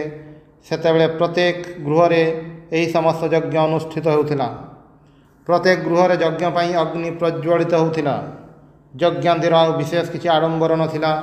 ବୌଦ୍ଧମାନଙ୍କ ପ୍ରଚାରରେ ଏହି ଯଜ୍ଞଗୁଡ଼ିକ ଲୋପ ପାଇଗଲା। ସେଗୁଡ଼ିକ ସ୍ଥଳରେ ବଡ଼ ବଡ଼ ଐଶ୍ୱର୍ଯ୍ୟଶାଳୀ ମନ୍ଦିର, ଆଡ଼ମ୍ବରପୂର୍ଣ୍ଣ ଅନୁଷ୍ଠାନ ପଦ୍ଧତି, ଆଡ଼ମ୍ବର ପ୍ରିୟ ପୁରୋହିତ ଦଳ ଏବଂ ବର୍ତ୍ତମାନ ଭାରତରେ ଆଉ ଯାହା କିଛି ଦେଖୁଛ, ସେ ସମସ୍ତର ଆବିର୍ଭାବ ହେଲା। ଯେଉଁମାନଙ୍କ ନିକଟରୁ ଅଧିକ ତଥ୍ୟ ସଂଗ୍ରହ ଆଶା କରାଯାଏ, ଏହିପରି କେତେକ ବ୍ୟକ୍ତିଙ୍କର ଗ୍ରନ୍ଥରେ ଲେଖା ଅଛି, ବୁଦ୍ଧ ବ୍ରାହ୍ମଣମାନଙ୍କର ପିତୁଳା ପୂଜା ଉଠାଇ ଦେଇଥିଲେ। ମୁଁ ଏହା ପଢ଼ି ହାସ୍ୟ ସମ୍ବରଣ କରିପାରି ନାହିଁ। ସେମାନେ ଜାଣନ୍ତି ନାହିଁ ଯେ ବୌଦ୍ଧ ଧର୍ମ ହିଁ ଭାରତରେ ବ୍ରାହ୍ମଣ୍ୟ ଧର୍ମ ଓ ପ୍ରତିମା ପୂଜାର ସୃଷ୍ଟି କରିଥିଲା। ପ୍ରାୟ 2 ବର୍ଷ ପୂର୍ବେ ଜଣେ ରୁଷୀୟ ସମ୍ଭ୍ରାନ୍ତ ବ୍ୟକ୍ତି ଖଣ୍ଡିଏ ପୁସ୍ତକ ପ୍ରକାଶ କରିଥିଲେ। ସେଥିରେ ସେ ଯୀଶୁଖ୍ରୀଷ୍ଟଙ୍କର ଖଣ୍ଡିଏ ଅଦ୍ଭୁତ ଜୀବନ ଚରିତ ପାଇଛନ୍ତି ବୋଲି ଦାବି କରିଥିଲେ। ସେହି ପୁସ୍ତକର ଗୋଟିଏ ସ୍ଥାନରେ ସେ ଲେଖିଛନ୍ତି, ଖ୍ରୀଷ୍ଟ ବ୍ରାହ୍ମଣମାନଙ୍କ ନିକଟରୁ ଧର୍ମ ଶିକ୍ଷା ପାଇଁ ଜଗନ୍ନାଥ ମନ୍ଦିରକୁ ଯାଇଥିଲେ, କିନ୍ତୁ ସେମାନଙ୍କ ସଂକୀର୍ଣ୍ଣତା ଓ ମୂର୍ତ୍ତି ପୂଜାରେ ବିରକ୍ତ ହୋଇ ସେଠାରୁ ତିବ୍ବତର ଲାମାମାନଙ୍କ ନିକଟକୁ ଧର୍ମ ଶିକ୍ଷା ପାଇଁ ଯାଇଥିଲେ ଏବଂ ସେମାନଙ୍କ ଉପଦେଶରେ ସିଦ୍ଧ ହୋଇ ସ୍ୱଦେଶକୁ ପ୍ରତ୍ୟାବର୍ତ୍ତନ କରିଥିଲେ। ଯେଉଁମାନେ ଭାରତ ଇତିହାସ କିଛି ମାତ୍ର ଜାଣନ୍ତି, ସେମାନଙ୍କ ନିକଟରେ ପୂର୍ବୋକ୍ତ ଘଟଣାଟିରୁ ହିଁ ପୁସ୍ତକ ଖଣ୍ଡିକ ଯେ ମୂଳରୁ ଚୂଳ ପର୍ଯ୍ୟନ୍ତ ଠକେଇ ତାହା ଧରାପଡ଼ିଯାଏ। କାରଣ ଜଗନ୍ନାଥ ମନ୍ଦିର ଗୋଟିଏ ପ୍ରାଚୀନ ବୌଦ୍ଧ ମନ୍ଦିର। ଆମେ ଏହାକୁ ଏବଂ ଅନ୍ୟାନ୍ୟ ବୌଦ୍ଧ ମନ୍ଦିରକୁ ହିନ୍ଦୁ ମନ୍ଦିର ରୂପେ ଗ୍ରହଣ କରିନେଇଛୁ। ଏହିପରି କାର୍ଯ୍ୟ ଆମମାନଙ୍କୁ ବର୍ତ୍ତମାନ ମଧ୍ୟ ଅନେକ କରିବାକୁ ହେବ। ଏହା ହିଁ ଜଗନ୍ନାଥଙ୍କର ଇତିହାସ ଏବଂ ସେହି ସମୟରେ ସେଠାରେ ଜଣେ ମଧ୍ୟ ବ୍ରାହ୍ମଣ ନଥିଲେ। ତଥାପି କୁହାଯାଉଛି ଯୀଶୁଖ୍ରୀଷ୍ଟ ସେଠାକୁ ବ୍ରାହ୍ମଣମାନଙ୍କ ନିକଟରୁ ଉପଦେଶ ଗ୍ରହଣ କରିବା ପାଇଁ ଯାଇଥିଲେ। ଆମମାନଙ୍କ ଋଷୀୟ ଦିଗ୍ଗଜ ପ୍ରତ୍ନତାତ୍ତ୍ୱିକ ଏହି କଥା କହୁଛନ୍ତି। ପୂର୍ବୋକ୍ତ କାରଣରୁ ବୌଦ୍ଧ ଧର୍ମର ସର୍ବପ୍ରାଣୀରେ ଦୟା, ଏହାର ଅପୂର୍ବ ନୀତିତତ୍ତ୍ୱ ଓ ନିତ୍ୟ ଆତ୍ମାର ଅସ୍ତିତ୍ୱ ସମ୍ବନ୍ଧରେ ଆମୂଳଚୂଳ ବିଚାର ସତ୍ତ୍ୱେ ସମଗ୍ର ବୌଦ୍ଧ ଧର୍ମ ରୂପକ ପ୍ରାସାଦ ଚୂର୍ଣ୍ଣ ବିଚୂର୍ଣ୍ଣ ହୋଇଗଲା ଏବଂ ଚୂର୍ଣ୍ଣ ହେବା ପରେ ଯେଉଁ ଭଗ୍ନାବଶେଷ ରହିଲା ତାହା ଅତି ବିଭତ୍ସ। ବୌଦ୍ଧ ଧର୍ମର ଅବନତି ଫଳରେ ଯେଉଁ ବିଭତ୍ସ ଘଟଣା ସବୁ ଆବିର୍ଭୂତ ହେଲା, ତାହା ବର୍ଣ୍ଣନା କରିବା ପାଇଁ ମୋର ସମୟ ନାହିଁ, ପ୍ରବୃତ୍ତି ମଧ୍ୟ ନାହିଁ। ଅତି ବିଭତ୍ସ ଅନୁଷ୍ଠାନ ପଦ୍ଧତି ସମୂହ, ଅତି ଭୟାନକ ଓ ଅଶ୍ଳୀଳ ଗ୍ରନ୍ଥ, ଯାହା ମନୁଷ୍ୟର ହାତ କେବେ ସୃଷ୍ଟି କରିନାହିଁ ବା ମାନବ ମସ୍ତିଷ୍କ ଯାହା ଆଉ କେବେ କଳ୍ପନା କରିନାହିଁ, ଅତି ଭୀଷଣ ପାଶବ ଅନୁଷ୍ଠାନ ପଦ୍ଧତି ଯାହା ଆଉ କେବେ ଧର୍ମ ନାମରେ ଚଳିନାହିଁ, ଏ ସମସ୍ତ ହିଁ ବୌଦ୍ଧ ଧର୍ମର ସୃଷ୍ଟି। କିନ୍ତୁ ଭାରତର ଜୀବନୀ ଶକ୍ତି ସେତେବେଳେ ମଧ୍ୟ ନଷ୍ଟ ହୋଇନଥିଲା। ତେଣୁ ପୁଣି ଭଗବାନଙ୍କର ଆବିର୍ଭାବ ହେଲା। ସେ କହିଥିଲେ, ଯେତେବେଳେ ଧର୍ମର ଗ୍ଳାନି ହୁଏ ସେତେବେଳେ ମୁଁ ଆସିଥାଏ। ସେ ପୁଣି ଆବିର୍ଭୂତ ହେଲେ। ଏଥର ଦାକ୍ଷିଣାତ୍ୟରେ ଭଗବାନଙ୍କର ଆବିର୍ଭାବ ହେଲା। ସେହି ବ୍ରାହ୍ମଣ ଯୁବକ ଯାହାଙ୍କ ସମ୍ବନ୍ଧରେ କଥିତ ହୋଇଛି ଯେ 16 ବର୍ଷରେ ତାଙ୍କର ସମସ୍ତ ଗ୍ରନ୍ଥ ରଚନା ସମାପ୍ତ ହୋଇଥିଲା, ସେହି ଅଦ୍ଭୁତ ପ୍ରତିଭାଶାଳୀ ଶଙ୍କରାଚାର୍ଯ୍ୟଙ୍କର ଆବିର୍ଭାବ ହେଲା। ସେହି 16 ବର୍ଷୀୟ ବାଳକଙ୍କ ଲେଖାରେ ଆଧୁନିକ ସଭ୍ୟ ଜଗତ ବିସ୍ମିତ ହୋଇଛି। ସେ ସ୍ୱୟଂ ଅଦ୍ଭୁତ ଶକ୍ତିଶାଳୀ ଲୋକ ଥିଲେ। ସେ ସଂକଳ୍ପ କରିଥିଲେ ସମଗ୍ର ଭାରତକୁ ତାହାର ପ୍ରାଚୀନ ବିଶୁଦ୍ଧ ମାର୍ଗରେ ନେଇଯିବାକୁ ହେବ। କିନ୍ତୁ ଏହି କାର୍ଯ୍ୟ ଯେ କି କଠିନ ଓ ବୃହତ୍ ତାହା ଭାବି ଦେଖ। ସେ ସମୟରେ ଭାରତର ଅବସ୍ଥା ଯେପରି ଥିଲା, ସେ ସମ୍ବନ୍ଧରେ ମୁଁ ତୁମମାନଙ୍କୁ କିଛି ଆଭାସ ଦେଇଛି। ତୁମେମାନେ ଯେ ଏହି ସମସ୍ତ ଜଘନ୍ୟ ଆଚାର ସଂସ୍କାର ମଧ୍ୟରେ ଅଗ୍ରସର ହେଉଛ, ତାହା ସେହି ଅଧପତିତ ଯୁଗରୁ ଆସିଛି। ତାତାର, ବେରୁଚି ପ୍ରଭୃତି ଭୟାନକ ଜାତିଗୁଡ଼ିକ ଭାରତକୁ ଆସି ବୌଦ୍ଧ ହୋଇ ଆମମାନଙ୍କ ସହ ମିଶିଗଲେ।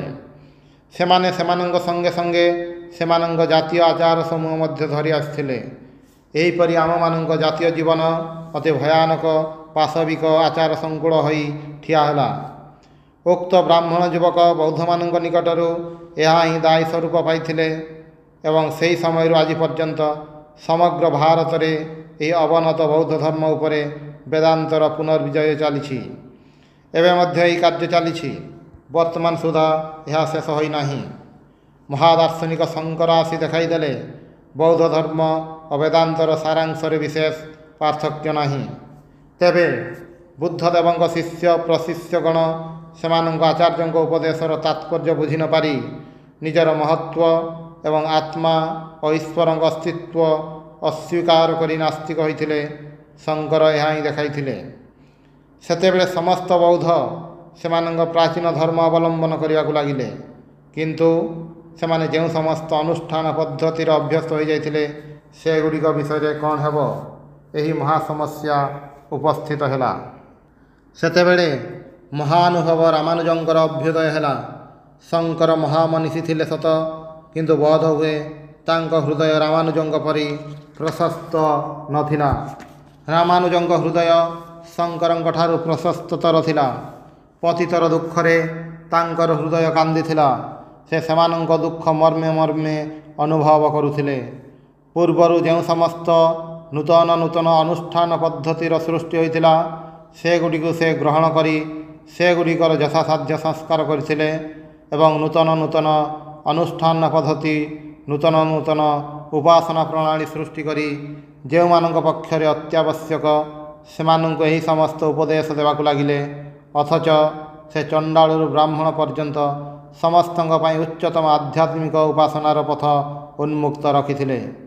ଏହିପରି ରାମାନୁଜଙ୍କର କାର୍ଯ୍ୟ ଚାଲିଲା। ତାଙ୍କ କାର୍ଯ୍ୟର ପ୍ରଭାବ ଚତୁର୍ଦିଗରେ ବିସ୍ତୃତ ହେବାକୁ ଲାଗିଲା। ଆର୍ଯ୍ୟାବର୍ତ୍ତରେ ମଧ୍ୟ ତାହାର ତରଙ୍ଗ ଖେଳିଗଲା। କେତେକ ଆଚାର୍ଯ୍ୟ ସେଠାରେ ଉକ୍ତ ଭାବରେ ଅନୁପ୍ରାଣିତ ହୋଇ କାର୍ଯ୍ୟ କରିବାକୁ ଲାଗିଲେ। କିନ୍ତୁ ଏହା ଅନେକ ଦିନ ପରେ ମୁସଲମାନ ଶାସନ ସମୟରେ ସଂଘଟିତ ହୋଇଥିଲା। ଅପେକ୍ଷାକୃତ ଆଧୁନିକ ଏହି ସମସ୍ତ ଆର୍ଯ୍ୟାବର୍ତ୍ତବାସୀ ଆଚାର୍ଯ୍ୟଗଣଙ୍କ ମଧ୍ୟରେ ଚୈତନ୍ୟ ହିଁ ସର୍ବଶ୍ରେଷ୍ଠ। ରାମାନୁଜଙ୍କ ସମୟରୁ ଧର୍ମ ପ୍ରଚାରରେ ଗୋଟିଏ ବିଶେଷତ୍ୱ ଲକ୍ଷ୍ୟ କରିବ। ସେହି ସମୟରୁ ସର୍ବସାଧାରଣଙ୍କ ପାଇଁ ଧର୍ମର ଦ୍ୱାର ଖୋଲି ଦିଆଯାଇଥିଲା। ଶଙ୍କରଙ୍କ ପୂର୍ବବର୍ତ୍ତୀ ଆଚାର୍ଯ୍ୟମାନଙ୍କର ଏହା ଯେପରି ମୂଳମନ୍ତ୍ର ଥିଲା, ରାମାନୁଜଙ୍କ ପରବର୍ତ୍ତୀ ଆଚାର୍ଯ୍ୟମାନଙ୍କର ମଧ୍ୟ ସେହିପରି ଏହା ମୂଳମନ୍ତ୍ର ଥିଲା। ମୁଁ ଜାଣେ ନାହିଁ ଲୋକେ କାହିଁକି ଶଙ୍କରଙ୍କୁ ଅନୁଦାର ମତାବଲମ୍ବୀ ବୋଲି ବର୍ଣ୍ଣନା କରିଥାନ୍ତି। ତାଙ୍କର ଲିଖିତ ଗ୍ରନ୍ଥରେ ମୁଁ ଏପରି କିଛି ଦେଖିବାକୁ ପାଇନାହିଁ ଯାହା ତାଙ୍କର ସଂକୀର୍ଣ୍ଣତାର ପରିଚୟ ପ୍ରଦାନ କରେ। ଭଗବାନ ବୁଦ୍ଧଙ୍କ ଉପଦେଶାବଳୀ ଯେପରି ତାଙ୍କ ଶିଷ୍ୟ ପ୍ରଶିଷ୍ୟଙ୍କ ଦ୍ୱାରା ବିକୃତ ହୋଇଛି, ସେହିପରି ଶଙ୍କରାଚାର୍ଯ୍ୟଙ୍କ ଉପଦେଶାବଳୀ ଉପରେ ଯେଉଁ ସଂକୀର୍ଣ୍ଣତା ରୂପକ ଦୋଷାରୋପ କରାଯାଉଛି, ସେଥିରେ ସମ୍ଭବତଃ ଶଙ୍କରାଚାର୍ଯ୍ୟଙ୍କର କୌଣସି ଦୋଷ ନାହିଁ।